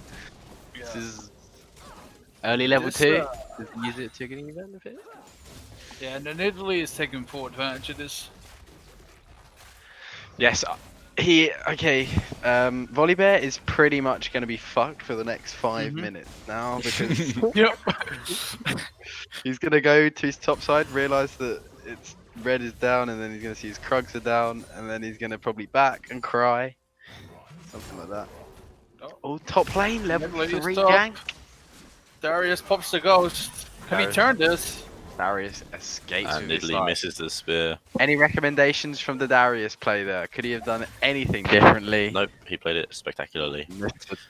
He's, I don't believe Marco had W available for that play, which is He unfortunate. W'd at the start. Okay. Well, they W'd before the spear was in range to land. Yeah. It's slightly unfortunate. We'll see. Both of Darius' thumbs down is definitely nice for the Maokai. He's going to feel a lot safer in that lane. He still has his flash available, so buys him about 3 minutes before the Darius Ghost is back up. Gets all the way into turret, so top lane's going pretty fine for the Maokai right now. should mention that the volleyball did decide to go and invade instead of going to his top side, which is the correct decision. He's going to get the bot scuttle as well, so he won't be as far behind as I was anticipating. I'm sure they're not too bothered about this now.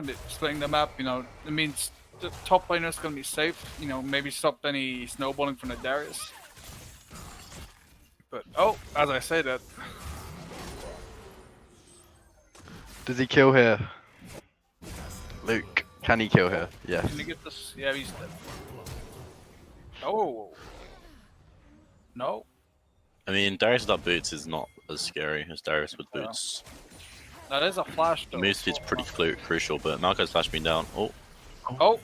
Tom making aggressive plays onto the Volibear. Volibear's flash is already down. Look mid. Nice, they're on the Galio. Oh, mid. A second kill. Malphite just walking straight middle with 2 health and 5 mana. Getting a W onto the Syndra. Syndra flashes towards the blue side. I think he will get picked up. Galio. Galio, That I'm is- not sure if Galio needs to extend his flash there. Nidalee was on the prowl. She has a W to catch up, so bit secures the kill. So I'm not It's not Too upset with that play. the worst thing in the world. Yeah. Big Flash. shot. 2-0 Tom's up. being blown in the top side right now. All of Fortis' top side flashes are down. Same thing on the Flyover Legion. Legion, but Tom comes out on top. He's got obviously that camp lead off the red buff mishap. He's got a kill and an assist under his belt, so Nidalee's definitely looking poised to be a bit of a terror in this early game. He's looking. Tom will be looking to base here after his Gromp. What the hell? There's 2 Sibbers in the bot lane right now, guys. Whoa. Spectator Which bug? one's the real one? Impossible to tell. And it's a pause. The game broke. Just 2 civils. BRV. Tom's going to make some tea, so game will be back in a sec.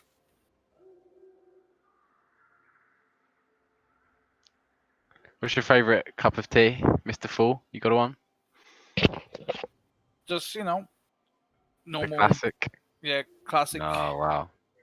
I'm not much of a tea drinker these days, though. So. Oh my god. Get the fuck out of here, bro. I mean, I like it. I just don't really drink it daily or anything. I'm not a big fan of sugar, and tea without sugar is kind of. Did you know that Fancy has 3 teas a day? Legally obligated. Otherwise, he does go into cardiac arrest. I see. That's Yeah. what's in a Darius player's diet, huh? Yeah, pretty much. Don't know what the pause is for, but I guess we'll find out. What lane do you main, Mr. Fool? Well, I used to main top, but usually I just kind of play whatever these days. Are you a Phil player or like? Well, it's more just like because I spent so much time just playing with people in this Discord, I just kind of played whatever role was. Available. Yeah. I know.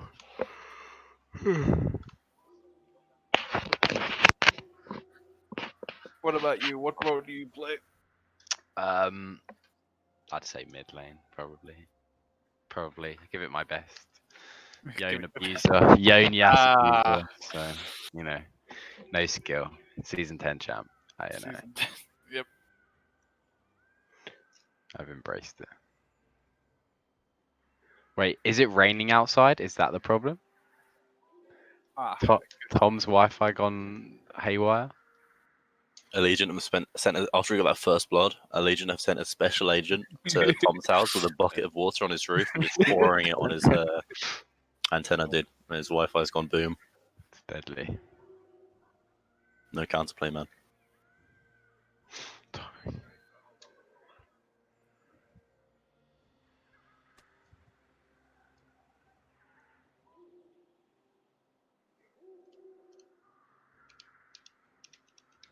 Maybe it's just all a mind game.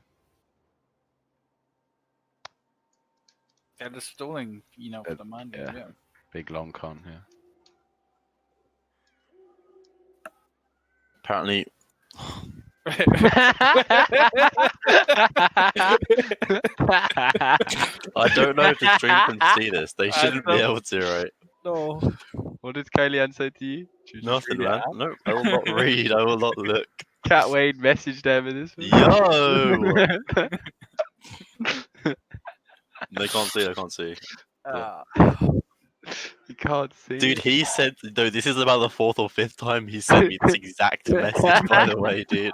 This is copy and paste message for you. Yep, he's so funny, isn't he?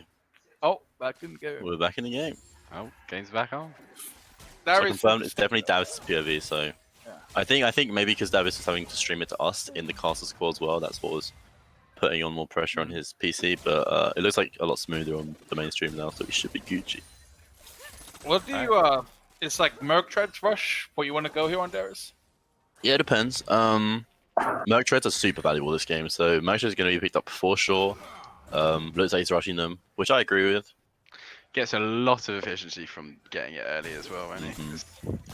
Just being able to stick to Maokai is super valuable, but Maokai is also doing the correct thing, and it looks like he's building towards his tab eye, so kind of cancels out some of the move speed advantage Darius would get. In some matchups, you really want to like prioritize the Triports rush, and you don't always finish your boots. But no, I'd say this build is pretty correct. Tom just asserting his dominance in the mid lane. We'll see. Going to top scuttle. There. Red is going to reply by taking Dragon, though. Is anything done about it? I mean, they don't really think they can because Looking bot for are something reset. mid. Good. Oh, good. very nice. Yeah, Jamie lives on very little health, but all the while, Volibear is... So that was actually worth for the red side as they do pick up Oh, Dragon. for sure. Jamie doesn't even Nidalee burn going to go it. in fade and take the red if he can. Nidalee's looking around. Volibear's going to be pathing back this way, so... Setting up vision. Setting up a...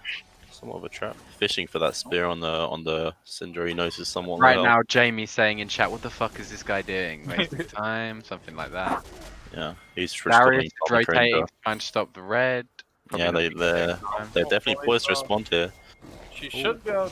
Oh, he's running the Oh, wrong Nidalee way misses the completely. smite. Darius gets the red buff. Okay. And that's pretty painful. Yep. Maokai is cursing Nidalee under his breath right now. I think Darius is pretty fortunate. I mean, Nidalee's pretty fortunate to live there because I'm. This is the second time this game Volibear's had his red buff taken by a teammate, by the way.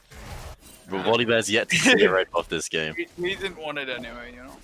He's gonna have a big old advantage in the top lane, but we thought that about the first red buff, and didn't go too much. Yeah, I mean, unfortunately, the way Darius's wave is positioned right now is it is slow pushing towards the Maokai, so Maokai doesn't have to really do anything. He's gonna be able to pick up all this experience and gold without too much pressure. He's right here and decides. Darius to break. not fishing for the hook. He knows Nidalee's still probably lurking. Syndra is roaming up. Syndra's matching. Wally's path into his bot side camps. Dragon's dead for another little while. Darius has the flash E. It's a 2-2. He's looking. He has a red buff. I'm quite surprised he did flash E. Yeah, I think he could have committed there. There was no flashes on Nidalee and Maokai. Maybe he was scared about the Galio R to counter. I mean, that's that's true. That's true. Once again, if that was me in a solo queue game, I would have gone it. Oh, that's why you're Diamond Better 2 now, or isn't worse, dude. Yeah, man. Washed up. That's washed up. Good, the Volibear is ahead in CS over Nidalee here. Nidalee just finished up taking the Herald. After all that work she put in topside, getting vision, pushing around the Volibear, she does get rewarded for. But I guess, looking for a bot lane play. Really nice ult from the Leona. Good ult for Leona there to save her, Caitlyn. I don't know about the flash, but she might get away. The heal saved her. Leona's alive. That's the turnaround. The level 5 Volibear is not living that fight. TP, very late TP from the Syndra. Yeah, late TP from Jamie, but really nothing to do. I don't know. She should have just pushed mid there and got some punish. Yeah, she could have got. Now mid is he's gonna have got that rotation off for absolutely nothing. Gonna push it back in, and all that's gonna happen is that he's lost TP. But it's okay, it happens. I mean, if the fight extended, it could have been a lot better. So. And we're seeing it. I mean, that was the first sort of action we've seen all bot lane. Mostly a neutral lane. Not too much has happened. It seems like it's Nico pretty is hard to get stuff going in the bottom lane. yeah. Pretty hard for Leona to get onto either of those champions, and Nico and Sivir are really good at matching the wave clear that Caitlyn offers. Nico's sort of deceptively long range with her poke as well, so I'd imagine she's probably pretty good at keeping the Caitlyn away from the wave. Tom looking top side, bot side, sorry. Just hovering. But we also do see the Volibear lurking in the bush, looking for the repeat, knowing that Leona's flash is down, Leona's in, Nico's chunked hard, Nico's already down. Volibear on the back line, trying to take down the Caitlyn, but CC'd for so long. That's big double kill. Literally has the Herald right here, so Yep. a good counter gank. We'll definitely get a lot of this. I mean, Caitlyn's looking for a reset, which is... Syndra roaming down again. I shouldn't No really... Galio won't, but he does have Pyro in the mid lane. That's a flash. That's a... But Galio's rotating, so he might catch it. That's a flash for flash. Is he going to taunt? He gets the taunt off. Okay, gets the spear. No, the spear just narrowly missed it again, man. They might herald mid here. Yeah. I'm kind of surprised they didn't just commit for the bot lane play. I guess Galio's probably saw the angle on Syndra mid and they saw Syndra moving. To come. But I think there could have been some pretty free plates, but I guess Caitlyn was kind of low. Are they going to get first tower here? No, yeah, I think they might just go for the plates, then put it down. Yeah, they're taking the first 2 plates before they potentially herald, which is the correct play. Yeah, they're channeling it now. Which is really smart because the first 2 plates are a lot easier to take than the last few, and Herald does a flat amount of true damage, so there's a lot more comparative damage to the last plates. And the turret lives on 30 HP. I mean, they might be able to pick up on this next wave, but it buys them some time. Yep. They're not going to greed for the turret, which is admirable, I must say. And they're resetting now as Dragon response. Goddamn, no, I'm already flashing for that last hit. Yep. That's 400 gold. Interesting series of events. Pretty healthy lead that the blue side's got at this point. So hopefully they should be able to take the dragon quite comfortably. It's where you want it as well, you know, in the mid jungle where they can just take over the map. Yeah. Galio, Ben really putting up a shine this game. I feel like he's been in the right place all the time. Built a pretty substantial CS lead on the enemy mid laner. Got a bounty on his head, dude. That is mean. 13 CS is not substantial compared to what we saw last game. So it's something though. In a melee range matchup, it's like you kind of expect it to go the other way, especially like sort of in conjunction with the map plays he's been making. It's I think it's impressive. I think Ben. No, I think not Ben. Syndra's been roaming without pushing the wave to try and match it, and it's not been helping him very much. So it might be a symptom of all the support that Jamie's been playing. Maybe he's not just 100% familiar with his like mid-wave control. Volibear just not enjoying himself this game though. Not getting any buffs. 0-3. You get first red buff. Yeah, I'm not sure if you noticed on that first gank, he was level 5 when the Leona Caitlyn was level 6. You won't get a red buff. He did finally get a red buff. First one of the game. Oh, mid lane. Oh, Syndra wasting her E on the Nidalee. No flash available. She instantly gets punished, but Darius is ghosting in. Darius zoned out by the Leona and the incoming Maokai TP. Get the grab. Darius for the ghost. Volibear CC down, flashes away. Galio lands a nice taunt. Oof. This Galio and Nidalee combo. I think you're seeing the raw power of just CC in these early games right now, because the Nidalee's cleaning up all the kills, but they're so easy because they just got Leona, Maokai, Galio. It's just disgusting amount of CC on the blue side. We saw Darius thought he had his first opportunity to actually get his hands stuck into a fight. He gets Leona ult immediately sent at him. Galio taunted. It's just so hard to navigate for the Darius before he's got his items. Yeah, of course. I'm guessing you're gonna go Sterric second for the. Sterric's Triforce is. Syndra's rotating down to try and stop the friend Tenacity is really valuable. Oh, big spear lands onto Syndra. That's well played with E. Her Sky of the Weeks have been on point. Jamie clearly familiar with it. Oh, damn, these spears. That's a fair Nidalee too. If one of these connects, if one too many of these connects, it's just someone just dies at this point.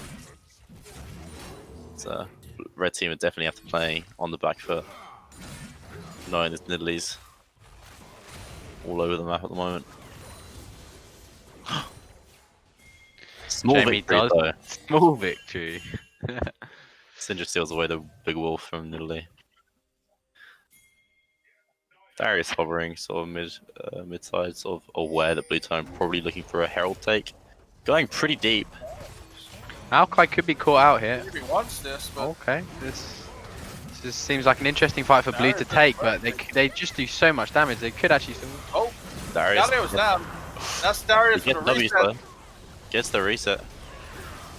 Lands the heal as well. Keeping his stacks up. The CC might be too. No, Alive. Darius. Darius is still in it, baby.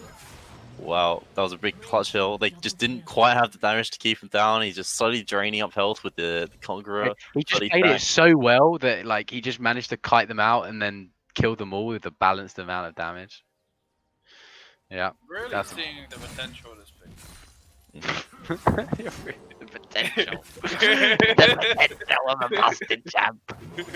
Darius is not Where's OP Darius enough on that very hill. Darius. Name me another champ that lives and kills 2 people there. Loads of champs, dude. Like, Garen does the same thing. Garen Dude, can't Juggernaut's- kill that's how 2 Juggernauts people. work. Ah, We'll live Garen- with that. Garen can't kill 2 people. after He has Garen an R. He kills R, 1. he's kind of. Yeah. Dude, if they bursted down to Darius, he was on 10 health for about 3 seconds.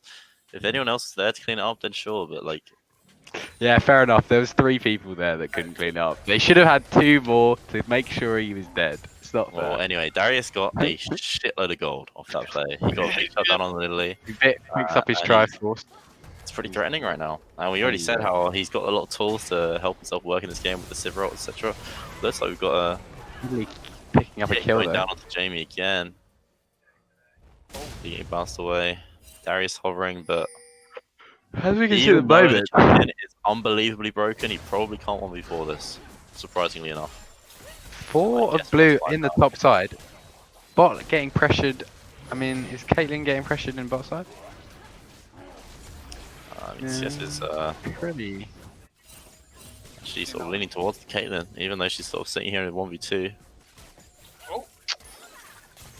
She should be getting pressured a lot more there. Yeah, I think Nico should be trying to help her team around the map, maybe somewhat more. Keeping her in the 2v1 lane against the Caitlyn. The Caitlyn's sort of doing fine, so. Yeah. Minute on Drake. Maybe they should try and be setting up for it now. You know what Drake is gonna be? It's. Jamie Mountain. splashes down again. You're really just punishing this mid laner, taking the early turret and then making See sure the starved. pure vision control in the top side for the blues though. They got 3 pinks in and around the Baron area. That's just 4 even. That's just deadly. That's very impressive, I'm gonna say. They are gonna be onto the Drake as well. So. Although they are rotating, there could be a fight breaking out here. Yeah. Galio finds the Taunter too. Galio just one-shotting the Nico in the backline though. Both Nidalee, just forced out of play. I think they're just gonna clean this up. Yeah. Darius, MJ Yeah, and it dropping on doesn't the even bottom side die. of that fight, just dying to Caitlyn crits and headshots. Darius getting some work done on the top turret, but Darius is the only win condition at the moment for the red team. on the mountain, you know, it's gonna be mountain zones. They're already starting to stack some armor, even the AP champions. Oh with my the god, yeah, that would be very strong with their team. yeah, Mount Soul definitely a lot of value here. Even just the Mountain Drakes, like, makes them that much tankier. Stops a lot of like Syndra and stuff burst. I gotta say, in the last 5 to 6 minutes. Oh, never mind. Jamie just gets dove. Never mind. Well, we went from looks like I was gonna say they've done a pretty good job at stopping the bleeding. You know, they were 3k down of like 6-7 minutes ago. They're not too much further down now, so I don't know. It's gonna be tough for a comeback though here, but Darius does look like he's going with Spirit Visage, which considering Nidalee and Galio are the strong members, I guess it makes sense. Yeah, I don't mind going a tank item before you go into the Sterix. Gives them a lot of survivability, especially with just how fed this Nidalee is. Like, believe it or not, guys, Darius isn't actually completely invulnerable from damage. That's like a misconception. So the magic resistance just helps a lot with if he gets hit by Nidalee spears or. So would you prefer it here? You definitely would prefer it to the Sterax here with the CC. I'm not sure. I think the tenacity is pretty valuable, and yeah. I think he kind of is their win condition at the moment. So they're probably gonna need as much DPS out from I think as he can. So it's kind of a toss up. What he could do is just go for the Spectre's Cowl and not finish the Visage, go into the Sterax next. That's probably what I would opt for. But he has already got the Kindle. No, he hasn't. Never mind. Yeah, that's a better. Ruby Crystal, so he could go into Sterax now. That would, yeah. Map is pretty quiet right now. Baron's the big objective, but I don't think either team are quite willing to commit. I believe Nidalee does have. Oh no, she used the Herald. Yeah, she used the Herald. Yeah, I'm blind, I guess.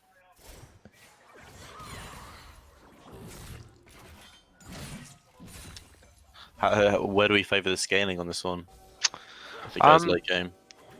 I do favour the red side scaling because I do think Nidalee falls off hard in late game, and Nidalees have a tendency to get really fed like this and then fall off because. But the thing is, I don't think they're even going to get there. So yeah, I think mid jungle are way too far behind, and Sivir's probably like in a good 10 minutes away from being strong. Yep. Yeah, I think if they're gonna win, they need to stem the bleeding on the dragons and just keep funneling Sivir as much CS as they can. She's doing fine on farm at the moment. She's doing fine. She's only got one completed item. She's not carrying team fights just yet. So let's see how that pans out. But again, though, I think even if she scales, Leona, Maokai, Galio, yeah, it's a big ask for the Sivir. Big ask, yeah. They're trying to catch the Volibear again in his own jungle. It's a pretty rough game for Making their presence known, keeping their vision all the way pushed up to just starve the enemy team as much as they can. The vision control is deadly at the moment on the blue side. So did we see it? I mean, not the vision score is like the hugest indicator, but we see a vision score of 13 on the Volibear versus Nidalee's 33. Which is a pretty big disparity. Volibear just not getting the space to get down meaningful wards. Feeling pretty starved this game. Yeah.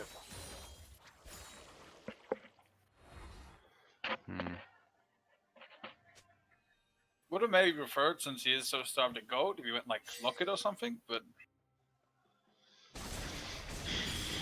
Locket on the here? Volibear. Since he is so far behind, but yeah. It's not bad either. Yeah. Stuff's like the Galio burst and stuff. We're seeing the Galio is just a really threatening source of damage as well in this game. He was like putting up numbers on the Nico last fight. Nico, you see how tanky he is with just fucking Zhonya's and Hextep? That's just nuts, man. I'm going to get tankier as well with the mountains. That champion, man. Yeah, I think we're seeing maybe some weaknesses of the Nico support pick in this game. It just hasn't been able to match the pressure that the owner can put up. It's just really hard as well around objectives. When you're behind, it's hard to like face check and get vision. She has the clone that can sort of setting up again for the next Drake. I think they're just going to start it and take it, and I don't think there's much that the red can do to compete. Darius does finish his Spirit Visage, so he's pretty competently tanky, but the Caitlyn will rip through him if she gets time to stick. Now, red are looking to try and get down into the bottom of the river and push up. Maybe they'll set up a good, but I don't think they'll get there in time, but they might be able to set up a good fight here. Yeah, they've got a decent angle, but it is a pink ward they're walking through right now. If they initiate now, they should definitely go. Yeah, I think we see the Malphite go straight on to the Volibear. Darius is moving around the back line. Darius is right on the back line. He gets the reset on the end. Darius has the 5 sacks. Darius can clean this up. Flash. And we saw the raw damage from the Caitlyn. Darius is down. Nidalee and Caitlyn are alive. Syndra's still holding on to her R. Could look to burst somebody. Sivir. Oh, that is a big heal for Malphite. And I think Sivir's going to get cleaned up as well. Drop here as well. And I'm honestly not sure how much better the team fight could have gone. That was Sivir's going, but he thought it was the Disguise, the clone one, wasn't it? Even with an early reset on the Darius, which is pretty much the dream for the Darius, he had both summons, it just wasn't able to cut through the backline fast enough. While the Galio and the Maokai just hold too much control over the front line of the fight, when they play front to back like that, they just don't have time to kill them all. I think the Darius got really a bit too big ahead of himself there. Rat should have just. If he went front to back there, I think they definitely win that. Yeah, 100%. I think people like, as a Darius player, when you hit those 5 stacks, you see those juicy black lines, you have flash up, like it hits mad, and you really want to Q flash, but you have to be a little bit patient with the champion. Oh, okay, big Nico flash. Nice she's just got no damage. That's the big problem with Nico's support. Double Gonya's. She's lacking in damage also. Caitlyn just not being pressured at all in this fight. It's just free fight the whole it's just, yeah. So difficult for Red to maneuver these fights. Very nice. That was Gonya's there from the movie. Was it a double? Yeah, double A? Damn. Yeah. In other news, West Ham just scored a goal. Oh no. Fuck. So fuck all the Arsenal fans out there. I'm an Arsenal fan. There we go.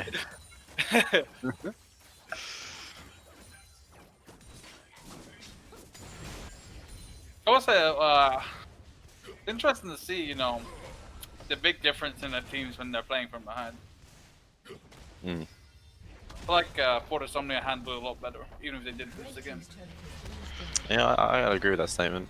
Portis Omnia definitely kept like a pretty consistent vision line, even towards the like shallower parts of their jungle, which allowed them to get some picks to sort of keep themselves in the game for a lot longer. But this one does feel a little bit more of a wash, although they've established some vision in the top side of the red side jungle, leading up to a potential Baron play coming useful.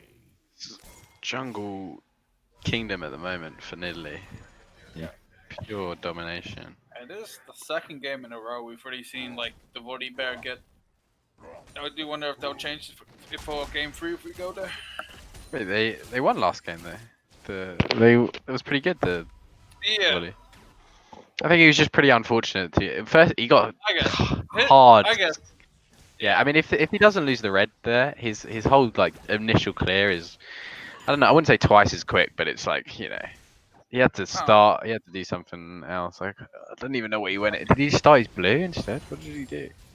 Yeah, he started blue. I guess it doesn't really matter if it's 40 or 20 Gallus. It's probably gonna be the same result in terms of you know, the jungle. And it's tough because Joey's obviously a top lane main, or I believe he's a top lane main, and so if the Volibear isn't working out, like I'm not sure how many other picks he has to fall back on. Depends on how much practice he did in this week. I'm not sure if it was a last minute sub. So if the Volibear doesn't work out again, it might spell bad things for Elysian next game if Tom performs like this. Now, we're gonna see Banshees and Zhonya's for this Galio with the Mountain Soul coming in. It's gonna be very hard to kill. I think they are going to set up vision for the last Drake. They're going to just choke the red team out of this game completely. Playing very well in terms of macro gameplay. Yeah, not giving anything up, not making any too many glaring mistakes. The vision lead in the jungle, I think, as you pointed out earlier, like I'm not sure I've seen a control board in the Volibear's inventory. It's been, you know. You can really feel it as well. Darius has gone ahead and bought an elixir of iron for this dragon fight. So I think they're going to go all or nothing on this cell fight right here. Big fan of that. I'm a fan of that. Yeah, the tenacity is again really valuable. Stacking that on. The bonus health and then the move speed trail for your teammates. See the Athene on the Nidalee, making her just a good versatile pick as support as well. Big old kill now. Darius is dying pretty quick. The dragon's dying pretty fast, so. That's the there goes the soul. And that's. Oh, that was a climb. Nico going in for an enormous soul. Darius trying to get his stacks up on the Leona. Huge scatter of the week from Leona. He just misses the reset. Gets a big grab. Huge hit as well, but that's just not enough. They get to Baron, and then they should just show. Super unfortunate from the Darius. Yeah, that's the worst feeling ever. Because there's a bit of leeway after you press R. If they die like within half a second of you pressing ult, they'll still give you the reset. But that one, he only just lives on 50 health or so. He doesn't get the reset, and isn't able to make that fire happen. A really nice ult coming up in the Nico, but just Let's manifest the Sivir steal on the Baron. Let's... Oh. that was one chance, I believe. So, well, Italy, look. Should have a reset. Should probably split, take the outer towers, and then slowly end the game from there. I think they could even wait at Elder if they really wanted to, but at this point, I think there's much need. Caitlyn's too strong as well. Yeah. With Melt and so on, I just don't. She's got 90% crit already, or something like 90. Yeah, 90 crit, I think. So she's just gonna be absolutely deleting things. 4 kills. Darius still yet to pick up any armor. Yeah. I mean, no one on their team apart from the Darius has any kills. Yeah, this is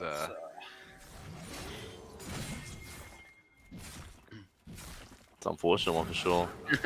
Mountain Soul isn't quite as oppressive as some of the other ones, I feel like. Infernal Soul, these Nidalee Spears and Caitlyn Autos can be pretty devastating. Ocean keeps you on the map for a lot longer. But we can still see how much damage those flash out. I would agree with you that Mountain Soul isn't the most oppressive, but I think with the comp they have, I think it is just... Yeah, it's obviously it kind of denies the like 1% chance they'll get a cheesy burst, you know. Yeah, exactly. And we're just really seeing a bit of a mid-jungle diff this game. I don't think bot lane performed terribly. The game's not over, but MDiv's still been farming. He's on his way to his 3rd item, but it might be too little, too late at this point. Seems to be a common theme in these games, you know, bot lanes just kind of, I guess, will turn up after 2 items. Well, bot lane's a coin flip lane, so... Oh, that fuck! Yeah, that headshot. Narco just shrugging off whatever damage the Sivir's trying to deal, just taking the turret in her face. Might be overextending a little bit here. Nah, he'll be fine. Hang on. There's a way. Die in 45. Oh. Darius just dropped, but... They take a fucking mid turret for it though. So. They're getting in here. Maybe greedy. Still just a bit of unnecessary death. It's feeling like every death is just getting punished completely though. Like, they committed for that and they just lose mid inhib. Just rough. Galio just wailing away on this top tower right now. Let's see if he can grab that too. Looks like Nidalee's been caught. But she has so much peel available. Big Galio ult. Caitlyn in the back line, just gonna kill everything here. Caitlyn just Caitlyn just won, yeah. Punish that. Big flash in. Making sure she gets it quicker. Making sure he pushes the lane. Yep. Speed running the game. Make sure she maximizes the DPS on the structures. Just flawless AD carry gameplay coming out from D Hero 71, and looks like it's gonna be a GG 1-1 in the series. I think MVP Nidalee that game, or thoughts? Maybe Galio. What do you guys think? Bishan 10-0 and 10 though. Yeah, can't fool with that. But I do think it was the jungle pressure that caused the great victory. A lot of jungle pressure there. Yeah, we're seeing just huge damage come out the Caitlyn in this game. Yeah. Pretty unmatched. Darius doing what he could. But I think, you know, obviously the Nidalee and Galio both played great, but I feel like obviously the pressure that Nidalee gave really allows Galio to, you know, play to his full extent. So maybe I'd give it to Nidalee, but I don't know, it's hard to say. Everyone played well. I mean, even the Maokai just playing safely in the top lane. Obviously, he wouldn't get MVP for it, but he made sure he just did his job of losing as little as he could to the Darius. Having that sort of one slip up early game where it looked like he almost could have died to the Darius, but not giving the Darius too many opportunities to extend like an early game lead. Darius being a bit too quick with the trigger finger in some of the team fights we saw, and then it just got to a point where Caitlyn was pretty unmatched. Nothing was threatening her at all this game, which is something we did identify in the pre-game that if Caitlyn gets to do what she does best, hit turrets and get some gold, get a Stormraiser, like they just didn't really have any ways to capitalize on her mispositioning. on the red side. They had no dive, no reliable long range damage. So Caitlyn just kind of got to take over the game from there. But I think my vote probably goes to the Outlaw on player of the game for this one.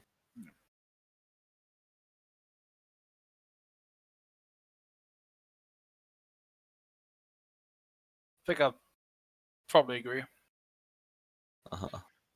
Galio played really well. I think there were a lot of great performances out from multiple members of Fortis Omni this game. Darius couldn't quite clutch it up. Feel pretty bad if you're the Civ of this game. All you did was farm and then you lost. But that's the life of an early carry, I guess. It's his fault for maining the role. True is that. Are we still? So did we get all agreed on Italy or? I think so. I think more than likely, yeah. 2 votes anyway, which means we're going to see a game 3 in this series. That's it really is still all to play for. I said 2-1. You know. You did say 2-1. This is the make or break. Totally didn't lose all confidence after game 1. You know. Yeah, it was really commanding from Allegiant in the first game. What do you feel like changed between games that allowed Fortis Omni to make the comeback? Is it just the Caitlyn diff or what? Well, I think even in game 1 we did see some of this mid jungle diff. Mm-hmm. But I feel like other areas of the map kind of like hit that bleeding for Allegiance. But this game we just saw like when they don't get the advantages in other places that it's pretty scary. And obviously Galio can enable things much better with his jungler in the early game than Orianna can. 100%. I think Caitlyn is once again proving why she's such a dominant champion at the moment. You can't understate the Caitlyn as well, yeah. Yeah, it makes the game so streamlined. I feel like your win conditions is just so clear. Like obviously Tom made a lot of plays around the map and was denying a lot of gold from the volley bear, but all you have to do is facilitate Caitlyn being in a lane and hitting turrets. All you have to do. She just does it from so far. She does it so safely that you can so reliably get a gold lead and an objective lead, unless you have any creative ways to kill her early game and really punish her. Stop her from getting her items because the champion scales as well. It's like early game monster that doesn't really fall off, and Seven never really got to contest her on that part. That's the thing. Like you keep seeing everyone play the mid and top in these games, and like the Caitlyn is because of free scaling lane, which is I don't know. I guess it's kind of hard to abuse, but it'll be interesting to see if anyone does try change their focus to the bot lane for game 3. Mm-hmm. I'd agree. I think as far as the Legion going into game 3, I'd say make sure Volibear gets his first buff.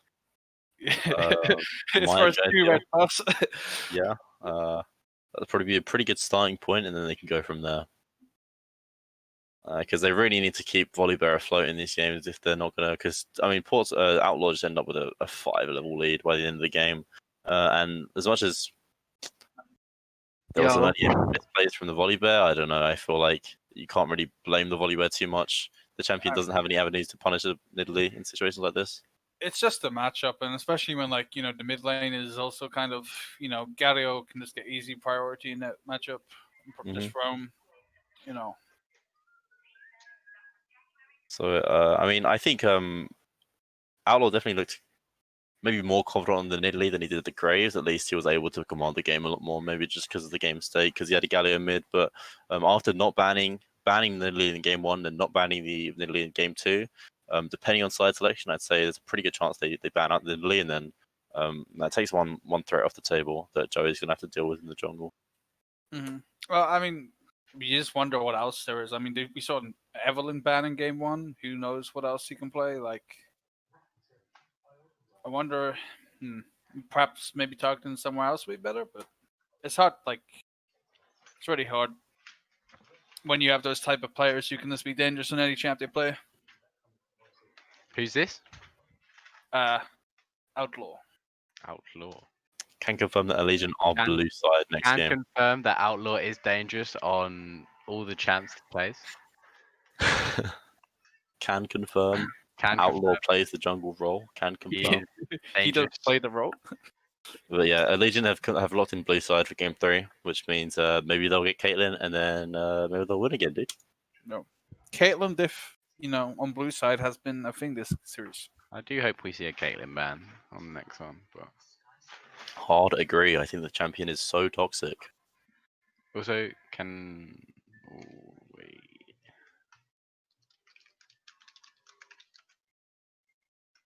Set is Galio had a lot of tower damage that game. I guess his passive auto is like insane, but Okay.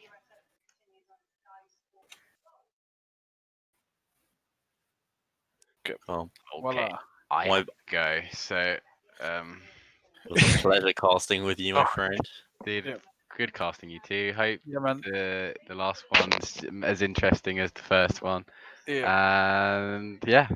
Right. Peace, man. Best of luck to both teams. I gotta go. Bye bye. See you after the break.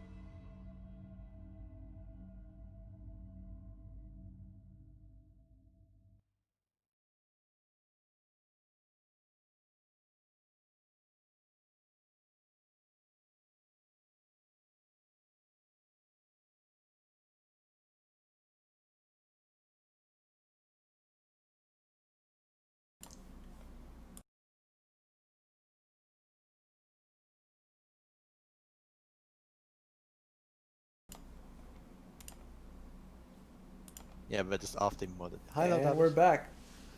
Oh, Back. was that Callow's intro to the stream? we have a new caster. Oh, it was. Welcome. You guys might not know him. He's kind of a weirdo. He's kind of cringe. His name is Caloyan. Welcome to the stream, buddy. Hi. How's it going? Good. I just entered my TFT game just to be here. Nice. So yeah. Yep, you definitely weren't coming bottom floor regardless, dude. Nope, it's fine. I mean, we just blame Joe on that one. Yep. Yeah, even FK. For queuing up for ranked. Really. Pretty messed up, if you ask me. But going the distance with this series, going into Game 3, the semi-finals, Allegiant versus Force Somnia, all to play for on this one. We've seen a winner of both teams. Which way do we think the last game is going to go? Any predictions? Any estimations? I think Bishan is just too good.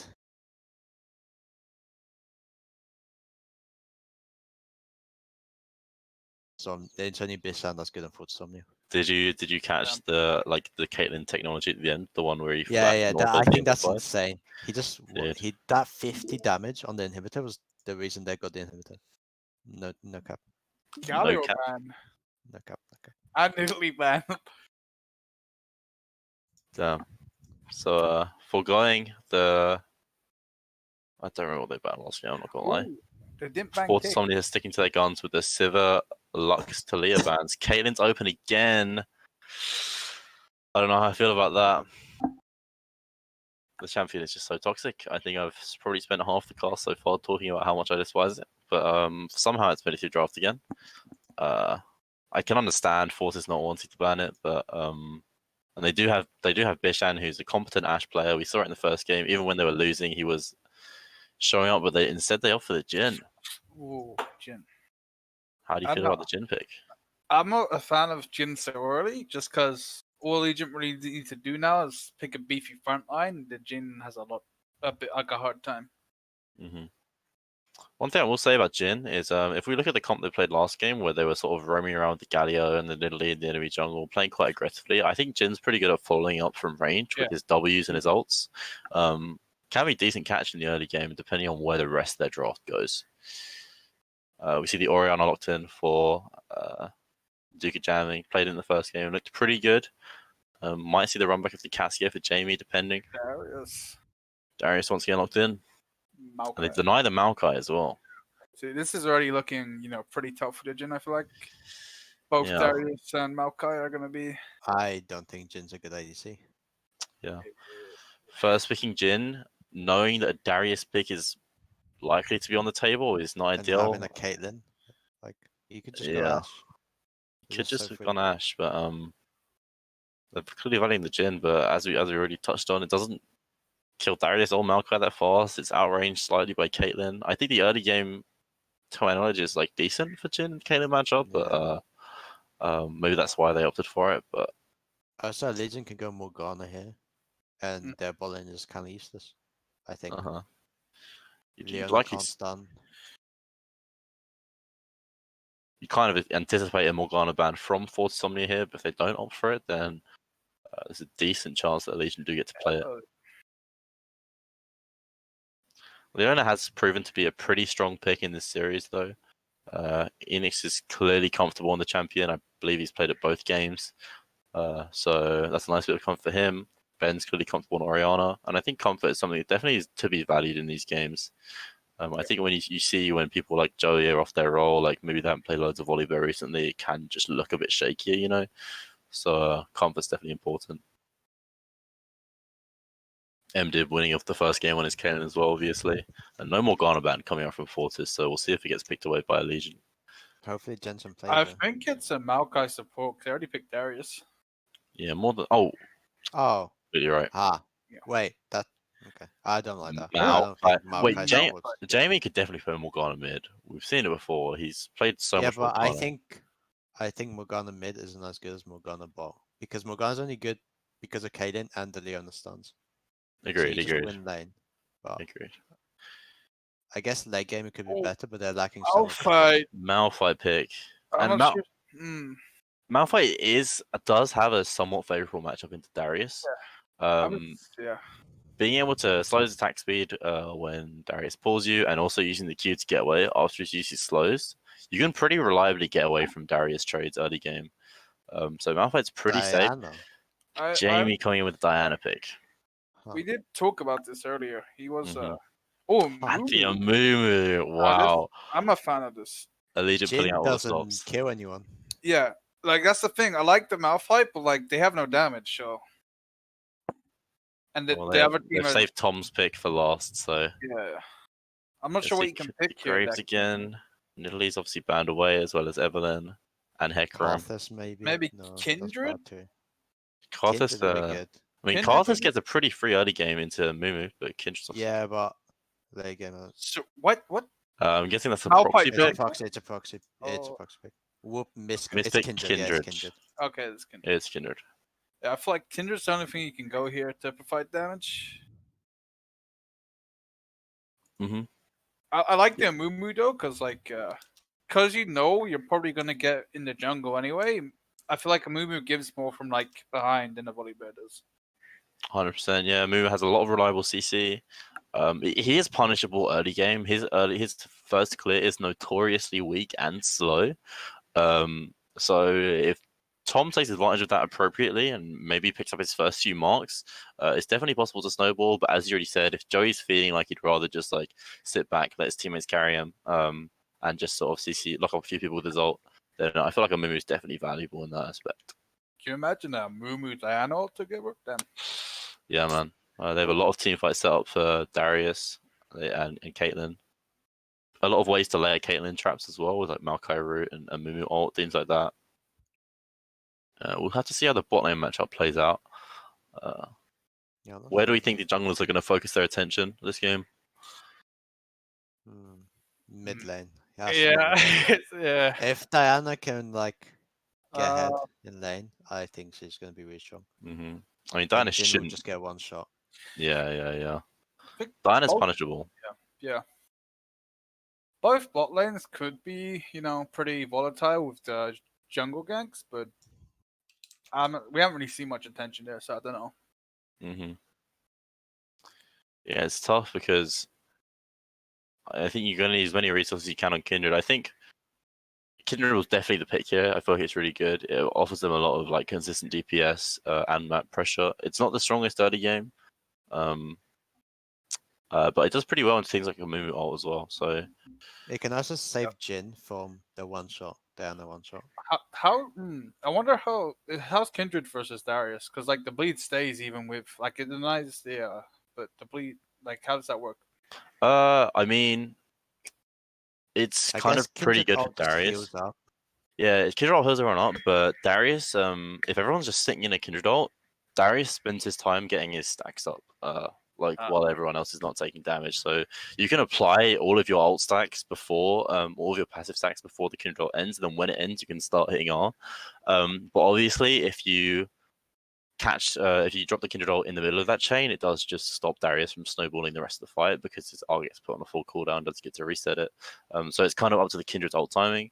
But if you use it incorrectly, Darius can definitely punish because he gets a lot of opportunity, he gets a lot of time to just like position the team fight how he wants to play it. But it's tough because Malphite, as we already said, is just such a brick wall in the top lane. Even Darius can't really punish that champion. Malphite's a fun champion. Yeah, man. Bed is rolling in his grave right now. Ban tank items from UNL. Ban Malphite, ban Poppy. I'm having fun. Let me pick the aura. But I mean, all's fair when it comes to Game 3 of the semi-finals, dude. This could be the end of one of these teams' careers. Wait, no, it couldn't actually. I lied. They have tomorrow. Against us tomorrow. Against us. Well, I mean, okay, so it kind of is the end of their career. Like, let's be real. Whichever team has to play us tomorrow, dude. Your Camille mid lane will demolish. Watch out. That's Darius mid lane? No, that's game 5 of our series versus Fortis at the end of the season. I mean, the script's going as planned. Huh? the script's going as planned.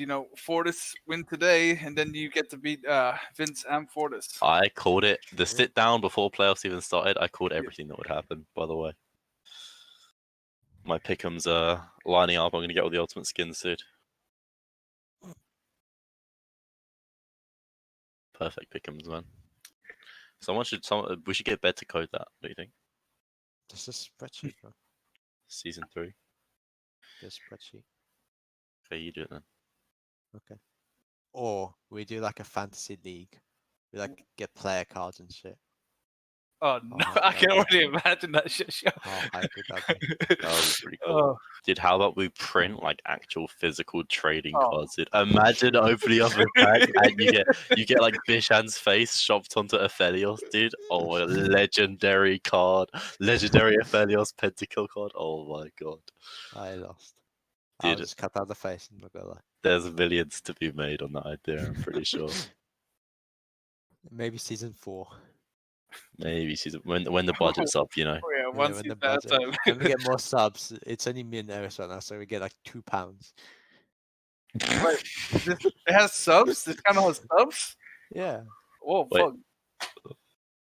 Me and Eris are like the only subs. I think. I'm gonna check. Mod menu. Who the subs? Gaming. Check. Huh. You can't check who's a sub.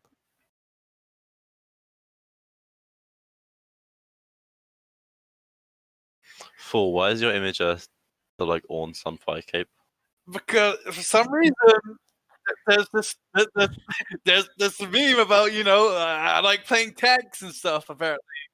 Apparently I'm an old one trick. Mm-hmm. Although like, the rumor's true. I mean, back in season 6, I was like a Fiora one trick, which is like the furthest thing from Orn. So it wasn't your decision to put the Sunfire cape there. It was. You gotta do what you gotta do, Okay, sure. I understand, man. Make sacrifices for the team.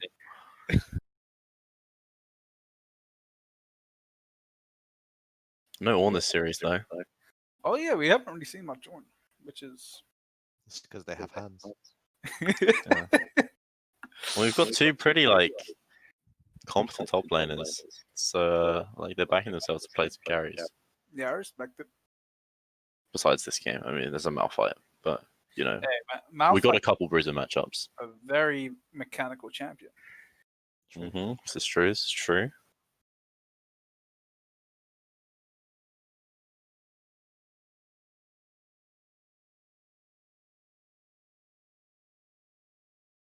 Make the fun. Come back, bro.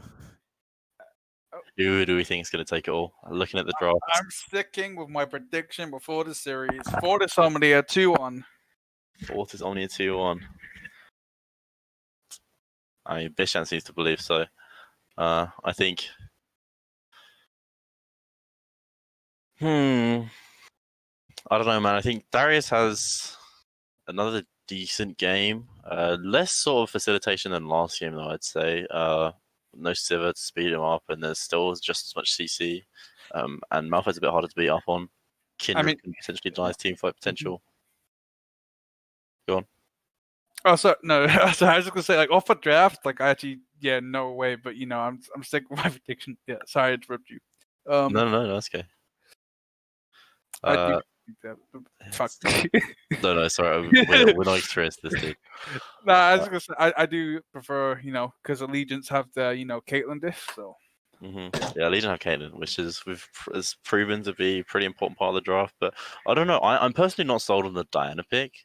Diana does need time to scale and is susceptible to a lot of CC. Davis raised a good point in chat saying that Kindred is pretty good at denying her damage to come in because Diana's damage is delayed. You go in, you press R, and there's a window before your damage actually comes out. So that's a good opportunity for Kindred to get her off.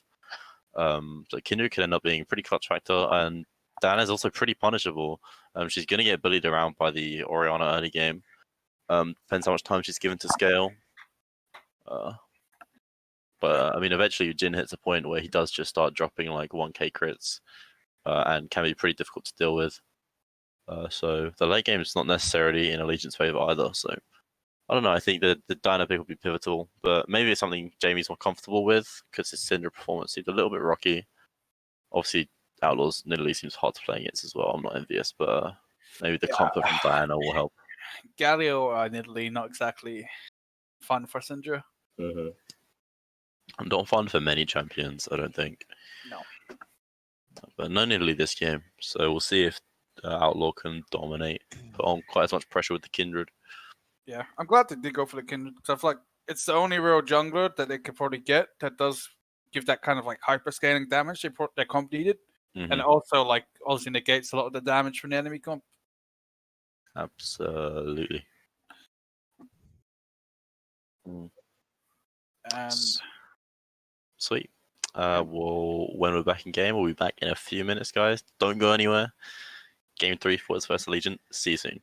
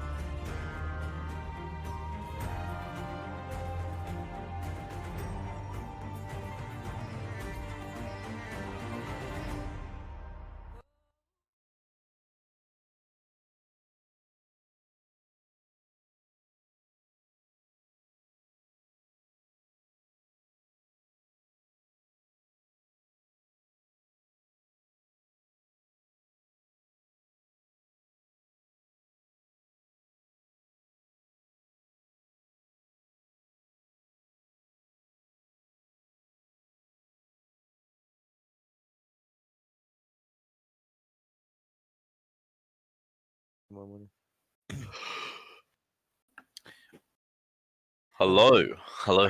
Welcome back for Game 3 of the series.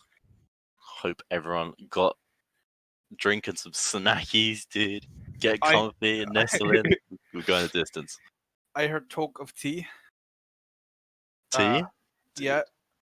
I believe Duke of Jamming is onto his third different type of tea in the series. Oh my god, dude. The hidden, unstoppable, overpowered third tea drink, dude. Yeah. I think we need to get like some testing going on in the UNL because this can't really fly. He's gonna hit a lot on those 5-man Orioles this game, dude. I'm jealous though. I should have gone to make tea. Is anyone streaming the game? I don't think game's started yet, right? I'll stream it in here, and then Davis will stream it for Davis. Oh, Malphite didn't take Aftershock. He actually has a rune for lane phase. Then Wow. Oh wait, I can spectate now. Wait, is the stream live? Wait, no, I can't spectate. Yes, the stream's live. I'm watching it on the stream. Oh, I actually can't spectate. By the way, Davis, can you guys spectate? Link open. Do you have any on your friends list? I don't know why. Dude, you should have invited me to the lobby. I don't have anyone on my friends list. Oh yeah. Wait. This is Log in, Callow. I'm gonna try. I'm seeing 16, 17, 18, 19, 20. Oh. Yeah, so I mean the commentary is going to be pretty out of sync.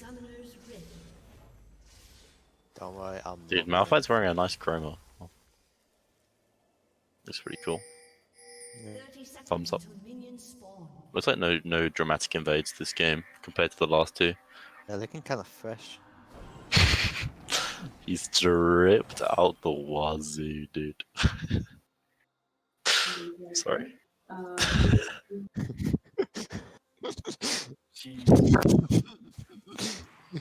I can spectate.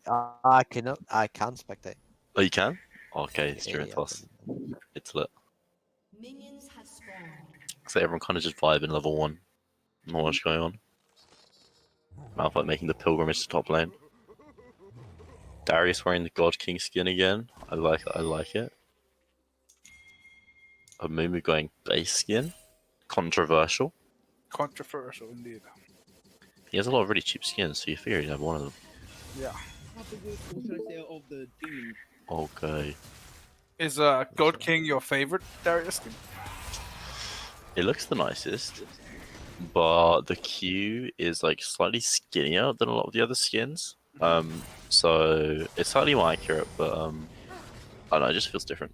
I like it a lot of how it looks. My favorite one is Academy though. That's my favorite Darius. Tom almost hits the Gromp and decides he wants to do his walls instead.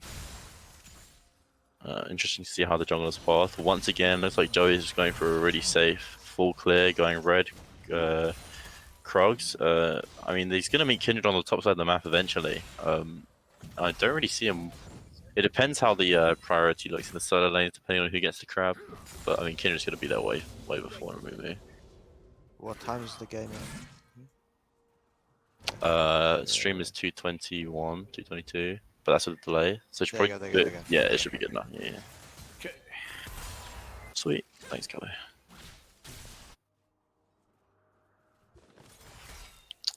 Kindred doing her Krogs, interestingly. Kindred's not very good at doing Raptors early on, especially because she goes Machete, she doesn't have any AoE spells, so it makes sense just doing Krogs before the crab spawns. Going into this. Caitlyn did take cleanses. Yeah, but definitely valuable versus the Leona ult. The Jin W, things like that. Kelly, can you? Yeah. Can you like move the champions so they're in the right spots? Oh, gank coming in the top side. Darius has to burn his ghost. Almost gets the grab on Tom. Another all-in going in on middle lane. Jamie getting his Conqueror fully stacked, taking a lot of damage on the return. Oh, damn. But gets off another passive proc. Really clean trades from Jamie right there. Weaved his passives pretty expertly. Doesn't waste both halves of his E, so he has it to re-engage the trade. Doesn't take too much damage on the return. And Ori has to blow a lot of mana, a lot of health, and that gives him prior on the crab. Will Kindred take it fast enough? She does get it taken. Can Kindred get out? Yeah, Kindred should be alive right here, yeah. But top lane fight. Top lane fight. Darius doesn't have ghost. Malphite trying to. Oh, he misses the. Did he? Malphite? No, I think he hit her. He's dead. Yeah, he's dead. First blood to Darius. That's big. Yeah, really big Q flash. There's a level of mind games there with Darius because when he's got 5 stacks like that and you're low, you know he's gonna Q flash you. But it depends where and it depends like how long do you hold your flash for. But I'm really punishing the Malphite early on. I mean, if Malphite doesn't use his Qs appropriately and waste his spells, and Darius does get just kind of free hit. So Oh, unfortunate. Double scuttle for the Kindred. Yeah, it's pretty big. We saw that last game as well. Outlaw just really enjoying his seafood this series. I think it's U or O to show it. Oh, you got it, yeah. Yeah. Darius. Nice, he went Phage. Last series I saw him go Sheen first, and personally I don't think it's that good. I think the move speed is too valuable. Gang coming in. Yeah. Oh, a Moo. A Moo gank! Oh! Watch out, Willie. Oh! How insecure is Bishan? But they do get a free I think W from Malphite, yeah. Leona's... Yeah, it's just still dead. Oh, the heal comes out. Nice, get out. I feel like that was a lot of unnecessary summoners burned. Mm-hmm. I feel like Leona maybe didn't respect the damage enough, but I guess they had a lot of CC on the blue side.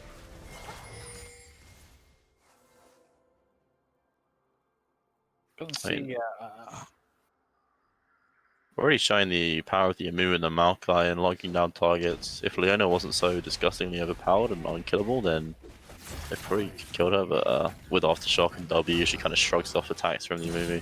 Darius is getting full stacks on the Malphite again, and this thing is not looking too fun. Malphite's really overestimating his tankiness this early in the game. Because the Maokai has tools to sort of disengage when Darius tries to go on him, but yeah, I feel like it's really easy on Malphite to just like when he walks in range, just press Q, and then you realize you don't have the move speed for the next time he wants to trade. You know, Darius just fishing for Qs on the turret, looking to maybe get a combo with his ult up. Kindred botted to drink. Interesting. We do quite often see corrupting pot on Malphite for the mana issues, but it doesn't look like he took any mana runes. Maybe mana flow, but that's it. So. Why has he got sorcery secondary? Yep. Oh. Yeah, I don't think I personally agree with that. So you usually see corrupting pot, then double healing on inspiration. Moo coming in with the steal. Oh! Outlaw gets the smite. That's a Malphite TP. Oh, that's Malphite a nice TP comes in. Kindred with Big the kill. Oriana. Diana's stuck stuck in 4 people. Malphite. That's a double for Kindred. Diana and Darius. Darius has finally made his way down from top lane. Diana gets exhausted. Looks like Oriana's pretty dead. No flash available to her. Malphite's just walking his way out. Slows down the Darius, and it looks like it's going to be a disengage. Outlaw did pick up a kill on the Maokai. The back of the fight, I believe. Yeah, he did. Yeah. A lot of summoners blown. Tough to say who came out on top. I mean, Drake and 2 kills for the Kindred is pretty good, I feel like. 100%. I think if Darius was there from the start of the fight, then it would have been a bit of a whitewash of the blue side, but that's one of the interesting parts about Darius is that you kind of have to ult for the ghost in a lot of situations. So even though Malphite was kind of getting dumpstered in lane, he's still able to make a TP play and be quite useful. He's not going for his mark, I guess. Yeah, that's That's given away. How many marks? I imagine it's maybe 2, because he killed the Amumu and the Scuttle. He's on 2 marks, 7 minutes. Yeah. Oh, 5 top. Oh.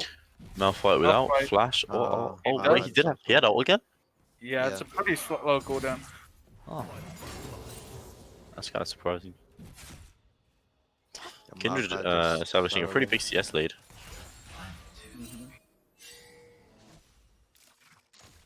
I feel like Allegiant are doing a much better job of weathering the storm. I feel like the Amumu, while it might not be on the board yet, it's kind of proving to be a pretty good pick. It has some gank pressure, but also it doesn't mind falling behind a little bit in terms of farm.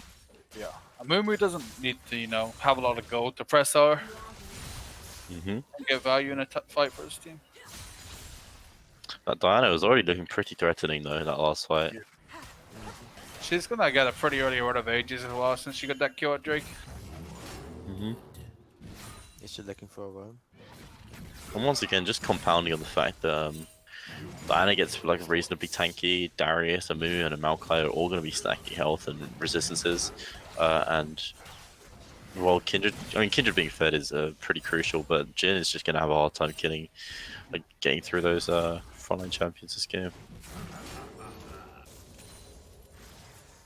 Pretty even in the bot side though. Yeah. All things considered. Might have to see, at least maybe not complete the item, but like maybe third last whisper from Jin, just so his damage is relevant. Yeah. Otherwise, the only person they could do sort of meaningful damage to is Caitlyn and maybe Diana. We do see even Diana, she's probably just gonna get like his onions and get tickled. Yeah, it does walk over a ward. It's good to look for roams like that when you shove in the wave, because you have a lot of downtime in the lane where nothing can really happen. So looking for it mid lane's fine, but I mean it's kind of unlikely Darius gets anything done.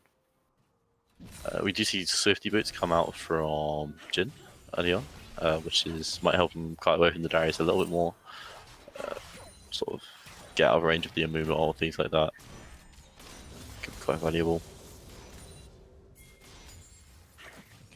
Yeah, game has returned to a somewhat stable state after all those fights. Lane is pushing away from Malphite, which is going to be unlucky, but Kindred is there. Kindred baiting the Diana into an ult. That was close. Oh, That was unlucky. Another kill for the Kindred. I wonder. Jamie. Oh.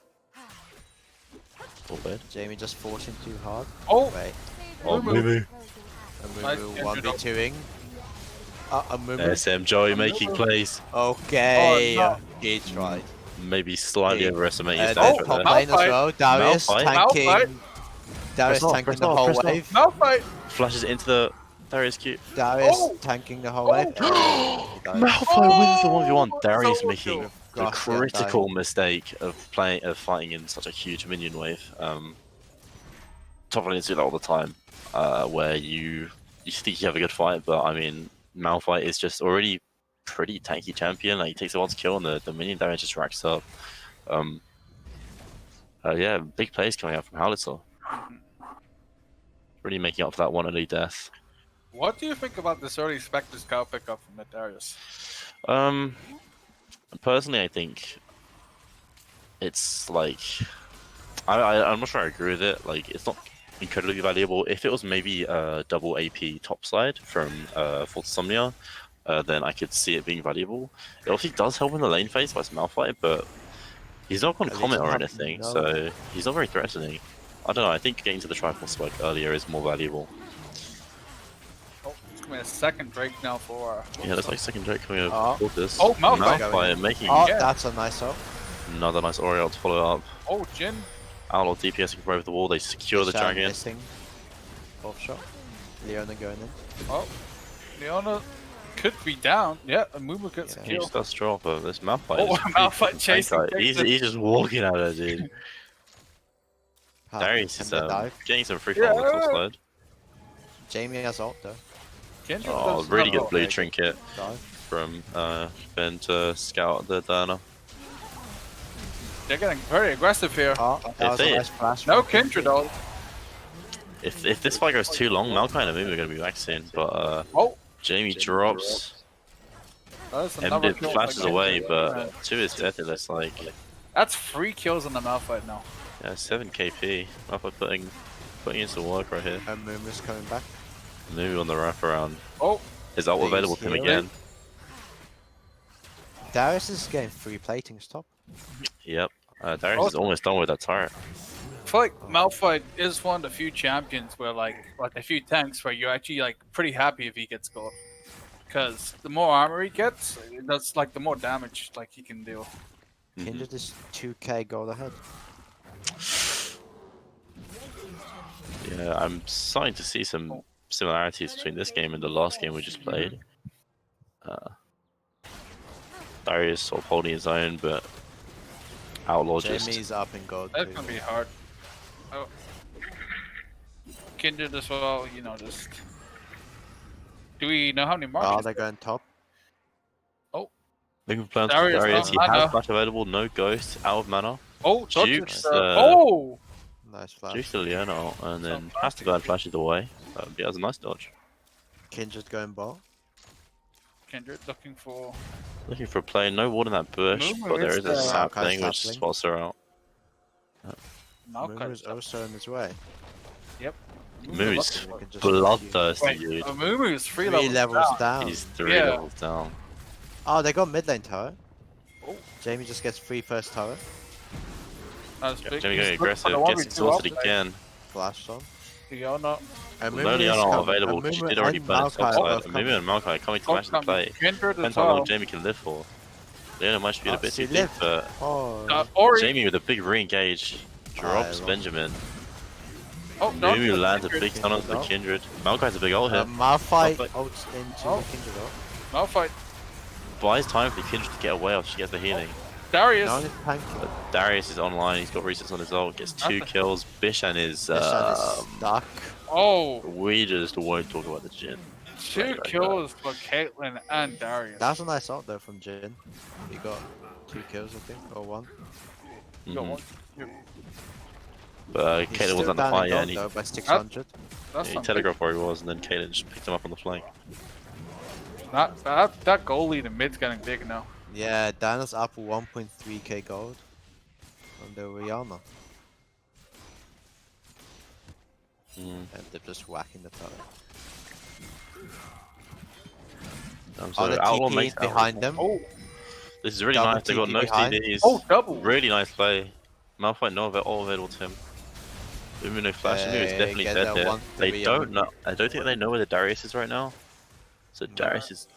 Oh, they're pinging into the Herald. Darius is likely going to make it away with his life, but they commit 2 TPs for a kill and most likely a Herald, but they're losing the boss side right now. Herald's not even worth that much because platings are down. Like, they've seen the Darius, but I don't think they can quite make it onto him. Caitlyn's still free farming. Drops the turret in the bot lane. Really close game on our hands.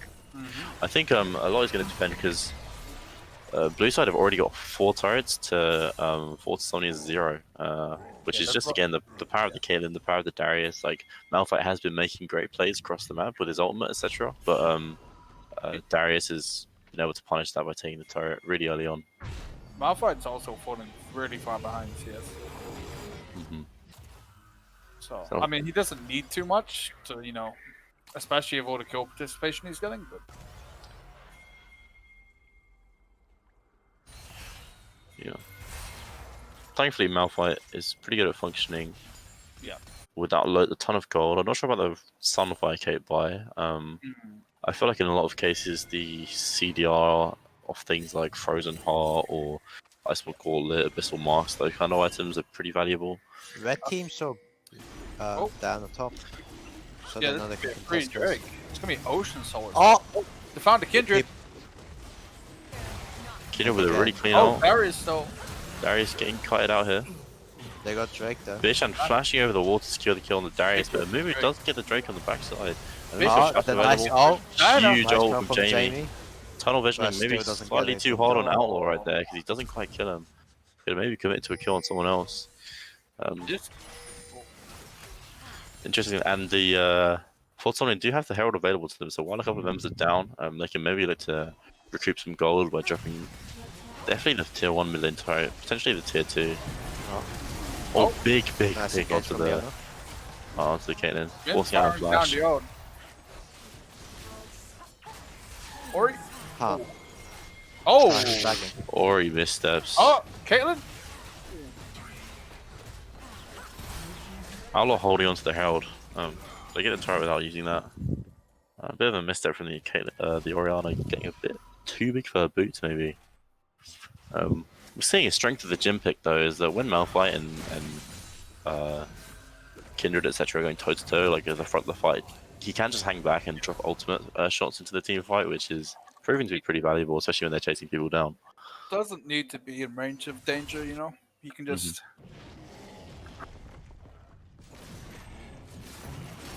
Pretty big though.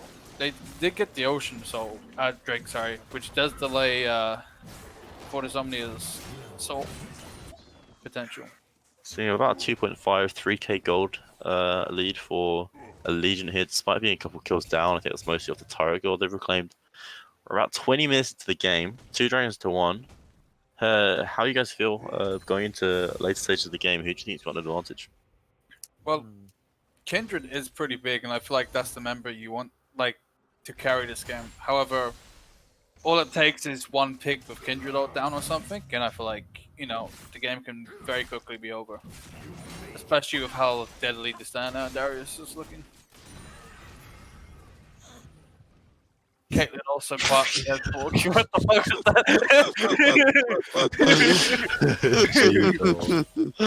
Okay, bro. Don't think the other viewers could see, but wait, is he actually close to gold? Yeah. What a beast! You know what? Cutting fish daily. Dude's a fishmonger. Really? Okay, Kindred going top. Yep. Let's go. Yep. Yep. Wait, is he using Herald? I guess the timer just ran out, so she had to drop it somewhere. Pretty unfortunate because that was what they sort of got in exchange for the bot turret earlier on in the game. But Jamie's just gonna be able to take that one, no problem. Caitlyn Not gonna get anywhere close to the no turret. vision. Neither the blue team. Both teams have no vision. Well, anywhere in the rivers. Mumu doesn't even have sweeper, which is interesting. That's true. Okay, what a beast. Maokai. Denying the Kindred mark. Incredible play. Insane play. How many marks did Kindred out? 6 marks. Up at 6. Okay. Pretty healthy, pretty healthy. Next big one. Yeah, 7's a pretty big spike, so when she gets the first big chunk of Mumu range. knew that and took that mark. He's a beast. What a chat. Oh, yeah, generally keeping herself in the game. We do see the early last whisper purchase, like you mentioned, Paul, which just keeps the damage relevant versus these beefy tanks. You see the Knight's Vow be dropped on the Darius, which is a really potent combo of Darius and just synergizes so well with the effect of the Knight's Vow when they're fighting together. Kindred opting for Black Cleaver first, which definitely helps Jin do more damage. Doesn't do quite as much damage as like the full crit Kindred build that you often see, where she just goes like Storm Razor, Runes, etc. Kaylin pushed out bot. Be interesting to see our third choice. I think I saw No Magic Mantle or something, so maybe QSS, but could be maybe more. Yeah. Oh, Death Stance. Death Stance. 0 attack speed in her build right now. Yeah. That's not how I feel about that. Yeah, I feel like she's gonna need some attack speed. Yeah, I feel like she just doesn't have quite enough consistent DPS with this build. She's pretty tanky. She does a lot by herself from the Cleaver and resistances from the Aegis. A Bork Bite or something? Or like a Rudens? For now, I guess the Death Stance damage resistances are definitely valuable. When she has a lot of people in her face. I guess there's a lot of people diving onto her, as we've seen like every fight so far. The Darius, the Diana, and the Mumu are all really targeting her down, so maybe she feels like she needs to withstand that storm, especially if her ult's not available. But Legion really need this Drake. Yep. Yeah, Soul Point is pretty important. Once again, we're on the ocean map. Kindred also has ult.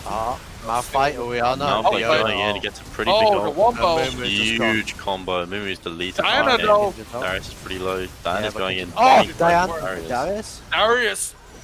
Kaelin's not touched. Jin, doing work in the backline. Leona's just not balanced. And that's a double kill. Wow. Oh, they're all very low though. Caitlyn. Caitlyn might get this. Quite a few struggles being picked up in the fight. It's just Caitlyn alive right now. Okay, Caitlyn goes in. Yeah, we take these. We take these. Caitlyn is attack everything but the champion. Oh, triple. Wow. Jin should be able to finish this Drake though. Emdiv really putting the two on his back right there. And get shut off. I respect it. That was super manly. I think what maybe Forza should have done is drag out the dragon as far as they can and like let Kindred and Jin take it from range, and the Caitlyn wouldn't have the opportunity to do that. But Malphite just walked into the pit. Didn't give a fuck, dude.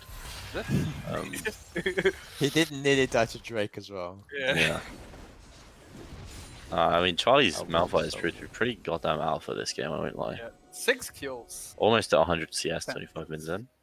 Almost 100% kill participation for the Malphite. Yeah, very true, very true. Really making his presence known. Yet to pick up any cooldown reduction, but you know, it's fine. We're working for a pistol. Yeah, it's not. I mean, he's made really good use of his ult so far. So, I mean, Bishan's silently like I don't know. You got a bunch of CS. He's got 2 items. He's got a lot of Swiftware. He's really sort of getting there. We saw him do quite a bit of damage in the last fight, and despite the hero play coming out of MDiv, Fortis did secure the 3rd dragon, which means we could be looking at another soul win condition. We actually don't see any armor yet from the Darius or Diana, so you know they will Jin can do relevant damage to them. Remember they can do. Yeah, I just think this Spirit Visage 2nd is just. What are you I don't know. worried It doesn't. Diana's out of position again. Oh. Jamie just rage playing after the last game. He's looking a little bit tilted. I'm not gonna lie. Death around Baron could be pretty problematic. We got a Mumu. Okay. Bishan American Sniper from down the map. Jamie might make it to a team in time. If they might have a commit here. Wow, I'm kind of surprised she managed to live there. Maokai ult too. Darius is on his way. Jin gonna come out just for the zone. He's feeling himself after that W snipe. I'm not sure if I think he connected one with Darius. No way the chicken is tanking more than Yumi at this point. Maybe it's I mean, once again, we kind of. I think anyone could have seen this coming that he was going to be down some experience of gold this game. Tom's been on his game the last few. But as we pointed out in chapter lights, go for it. He's 2 levels down. Oh, sorry. I was gonna say you can always find a game-changing ornament still. Exactly. So yeah. Kindred is on. Smart itemization. 7 marks. Okay. 7. Okay. Smart itemization going for the Leandri 2nd on the Orianna. I think the items are just so strong at the moment, and the burn damage is going to be super necessary in helping them kill. Malphite misses ult. They have 4 house stackers, so it's gonna be insane. Malphite just whiffed his ult on the Diana, which is a huge window for a Legion. They're looking for something, but they don't want to walk into an Ori ball. Fortis are forced pretty much all the way into their base off of that Malphite whiff, and Legion are going to be able to get prior on both mid and top waves, and they're going to start hitting the Baron. Did a move do what I think he just did? Yeah. It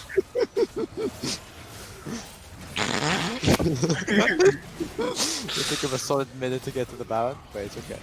Oh, Malphite! What's up? They have no control ward. Maokai has a potion, but no control ward. 27 minutes into the game. Yep. Swiftly force them off the drag. Wait, Maokai R? I'll catch the Malphite. No, just misses again. No he has flash, no no flash ult. or ult. Oh, Ori! Kindred ult's still available. Ori gets a huge ult. Darius manages to get the reset. Huge Oh. Orianna ult, but really well timed at Kindred ult as well. Diana doing work. Bishan's still alive at the backline. He's free hitting, but so is MDiv. Oh, Orianna's. Orianna oversteps for like the 5th time this game. Just walks a little bit too far forward and just gets popped. But, his pathing issues. Overall, a 2 for 3. Yep. Just now, some Drake enormous help is being coming handed. up soon, and they're gonna probably have the first run at getting vision for it. Kindred and 8 marks. And she has Death Stance for the Drake fight now, which is.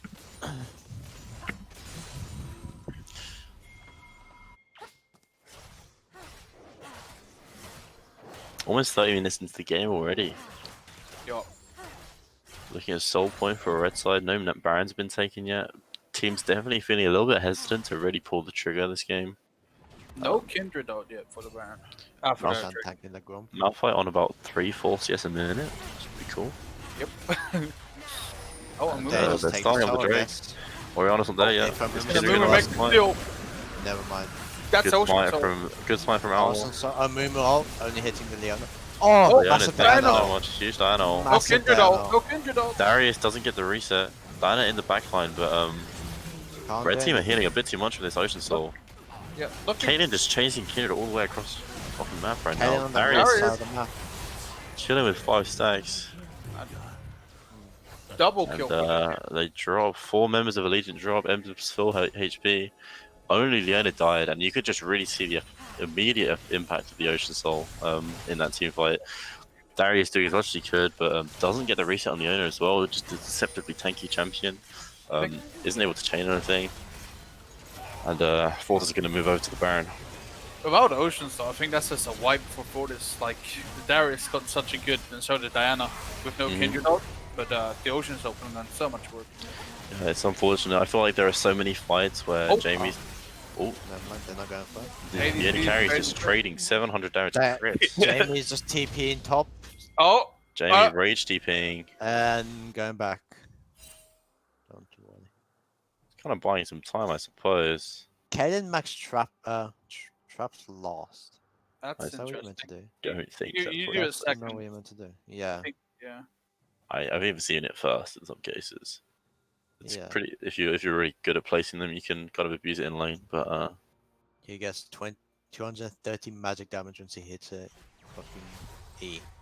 What a beast. What a beast. We're gonna see AP Caitlyn. Death cap 4th item. Let's go, dude. Oh, I mean, the game is now looking pretty rough side of Allegiant. The only anti-heal they have available to them is a Mumu's Thornmail, if whoever hits it, and Malphite's Ignite. They have Kaden just picked up Execution. It's really smart buy. It was pretty much mandatory into Ocean Soul.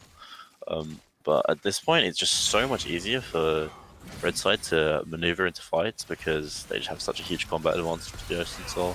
That jungle is up 4k gold. Yep. 3 levels as well. Diana's now down on gold as well. Mumu has maybe a big flank here. ADC is dead even. Nope, he's going to just Krog maybe. It wasn't like his team.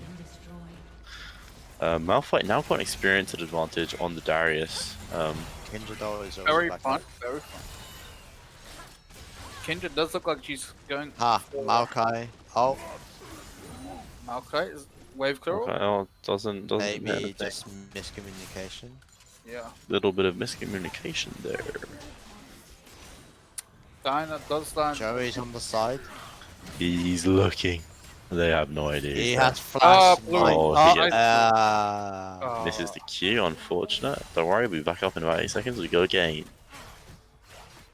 He flashes this time. Smart ward, pink ward. I think the only avenue that blue side really have into stopping this siege, never mind. Oh, they're going to Baron up the wave. Is for a flank, so control warding the right side like that is definitely intelligent. Oh, Mumu going in. Flashing, ulting all 5 players. An enormous ult from a Mumu. Kindred ult. Everyone coming back on the red side. The Mumu drops already. Everyone's sitting inside Kindred ult. Darius looking for his stacks on the Malphite. Drops the ultimate onto the owner. Is just 3 hitting, but Ocean Soul is just too much for them. I gotta. Bishan getting a triple kill. Oh, the Jill. American Sniper. Oh, he misses. Oh, unlucky. A lot of credit to Diana. That could be the game-ending fight. Diana and the Mumu landed big CC, but she just insta-ulted at Darius so he can follow up. And I hate to say it, but this looking like a pretty distinct case of jungle differential. Just picking up all 4 dragons makes the game pretty unwinnable, despite Arin's Darius and Emperor's Kaden best ever. Joey with a potential 1v5. That's very close. Almost kills them all. With the upset. But Fortis secured their spot in the finals of UNL Season 2. Damn. Some really strong performances from a lot of the team members. Charlie having just huge impact with that Malphite, making some really big early plays that kept his team in the game. Outlaw just managing to extend huge leads over Joey in pretty much every game. Yeah. Jamie looking a little bit rocky in the 3rd game. Maybe some tilt involved. His Syndra game looks pretty unfortunate. But Enix making some nice engage with Yona. I feel like the team just really knew their win conditions every single game, played towards them, played coherently, and took a dub.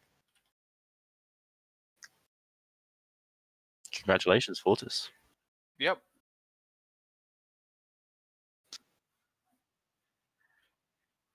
Three nominations. Player of the series, yeah. So player of the game for this game, or what are we thinking, boys? Outlaw has to be Outlaw. Yeah, he played. Like, props to Jin, and I think Malphite also did play pretty well.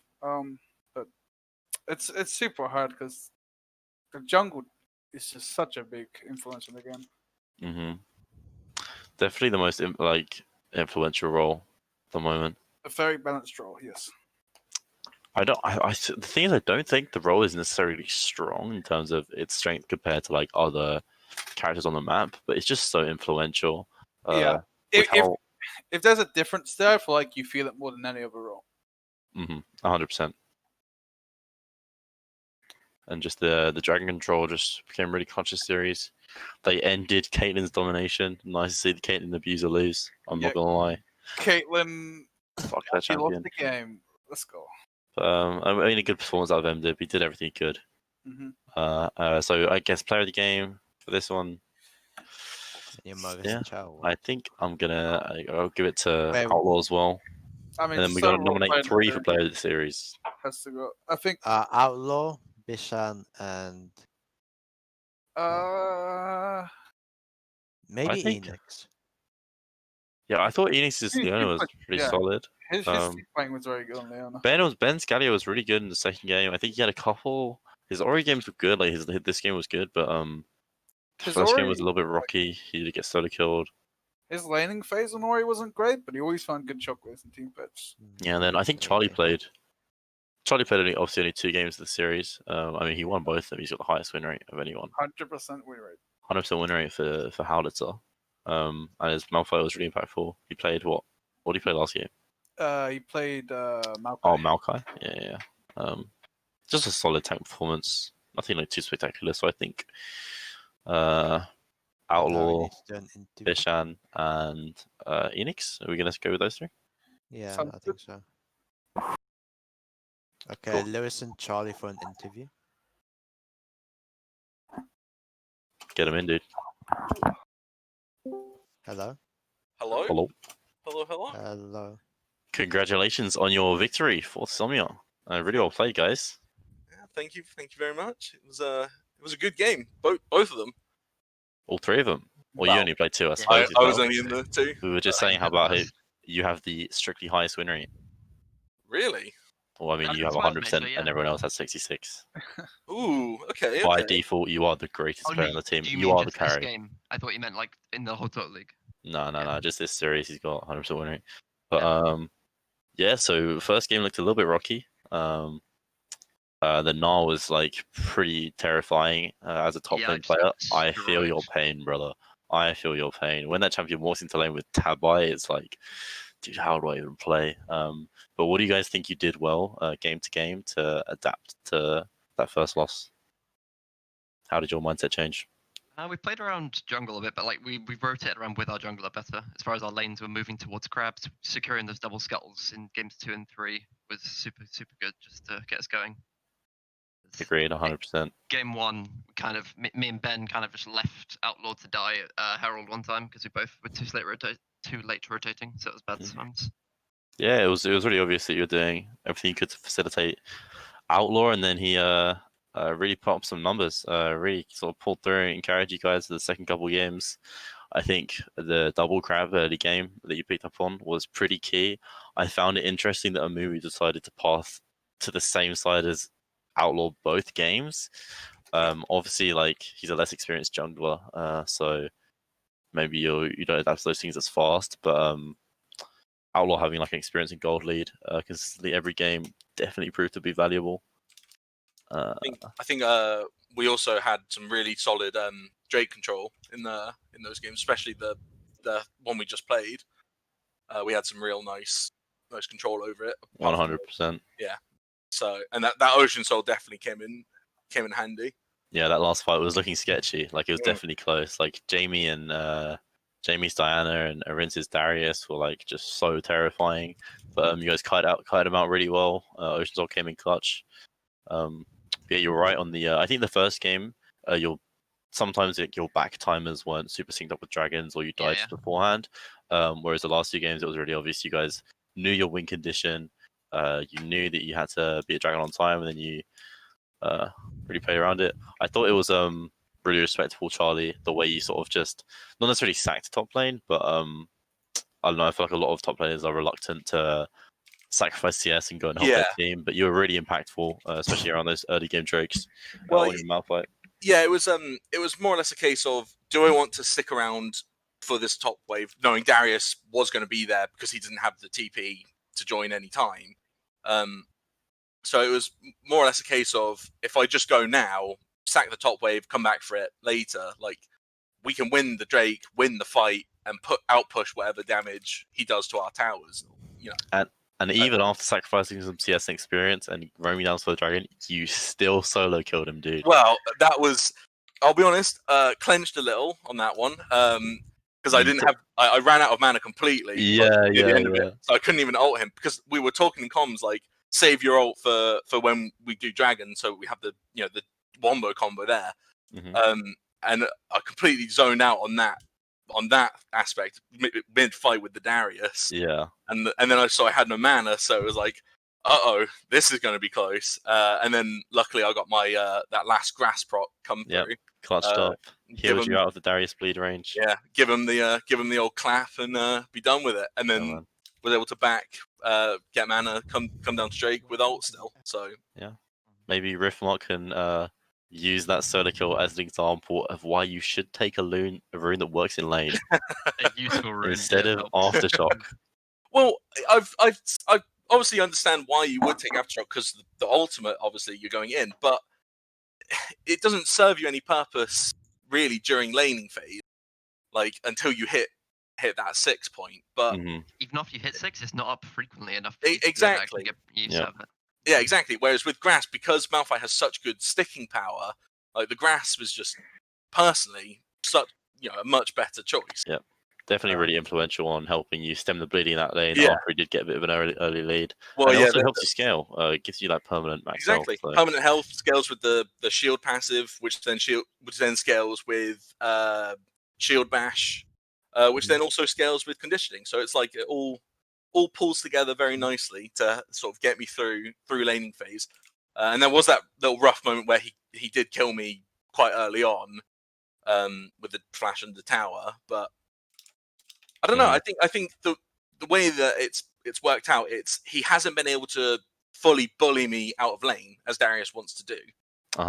100%. Yeah, same with the Maokai game. Like, I was able to just sort of either kite it back, disengage, or we had somebody there to back up for the fight. So, and I think it would be a disservice to ignore your bot lane performance this game as well. Oh, bot lane did I very think well. Enix and Bishan held it down every single game. I think even in the first game, Bishan was feeling really competent on his Ashe, like putting up DPS. He was had like a really solid CS lead, I think, in the first game as well. I think he was 10-0 in the first. Not the first, the second game. Sorry, the second game. Yeah, the first game when he was on Ashe, into the Caitlyn. I think he maintained like a pretty substantial CS lead, which is just really impressive, especially given the way that game was going. And yeah, just putting up solid damage numbers every game. The Jhin pick was somewhat unconventional. We were doubting it in draft because they had a lot of big frontline champions that Jhin finds it hard to cut through, but he made himself really useful. Itemized well against it with the early loss as well. And then Enix landing just like so many clutch Leona ults. The Leona was definitely a great pick there. Especially since the Diana wants to go in on our backline, we have that Leona ult to sort of stop her, so we can blow her up and move on. And he got some nice picks as well in the second game with the Leona E. Yeah, absolutely. So yeah, no, bot lane did very well, and Ben also did quite nicely in mid lane. Yeah, of course. His Galio was so scary in the second game. Yeah, Galio was so much damage. Galio was definitely a big player in that second. And that third, the 5-man ult he landed in game 1. You lost the fight pretty hard, but it looked cool, right? Yeah, I think definitely game 2 and 3 compared to game 1. I think playing around the jungler like Thomas a lot more. Our draft always also worked out a bit better because one thing we kind of fucked up game 1 was picking top lane counter pick into what we thought was Maokai top, and it turns out it's Maokai support, and that kind of fucked me a little. But then, if that was set into Maokai, that would have been much game better 2 for you. Our draft for game 2 was so good. That felt really clean. I felt They didn't really feel, even though they had counter pick for mid lane right at the end there, they didn't feel they had any. I don't think what they ended up going with was too good, but I'm not sure they had many options because of how clean our comp was coming together. Yeah, I remember us we didn't anticipate the Maokai support either, but dude, that Maokai support was so scary in game 1. It did like so much damage. Yeah. Saplings on Ocean map just coming in really clutch. But yeah, I think you guys played really well. You solidified your spot in the finals. Fantastic. I hope you're looking forward to playing me and the rest of Blossom there next week. Yeah, I hope you make it. Yeah, it'd be nice to. We'll beat you again. It's good. Little face off. Yeah. No. So the thing is, right, as the script goes, is that I had to personally knock out Vince last week, and I have to personally knock out Jamie this week, and then I'll knock you guys out. That's how it was written. So gotcha. I just had some other things to attend to. That's why I had to lose the first series. Fair enough. But yeah, guys. Yeah, good series. I really enjoyed casting it. Yeah, good luck in your game, Tori. Full, any closing thoughts? Just you guys played super well in game 2 and 3. Well, even game 1, I think you played really well from behind. And congrats on the win. Thanks. Yeah, thank you. Sweet. I think that's just about everything. I think we might wrap up there. It's been a pleasure casting with you boys. Yep. Thanks for the good games. And good night. It's been a lot of fun. I'll see you again soon. See you again soon. See you next week. Yeah, good luck next week. See you next week. Good luck.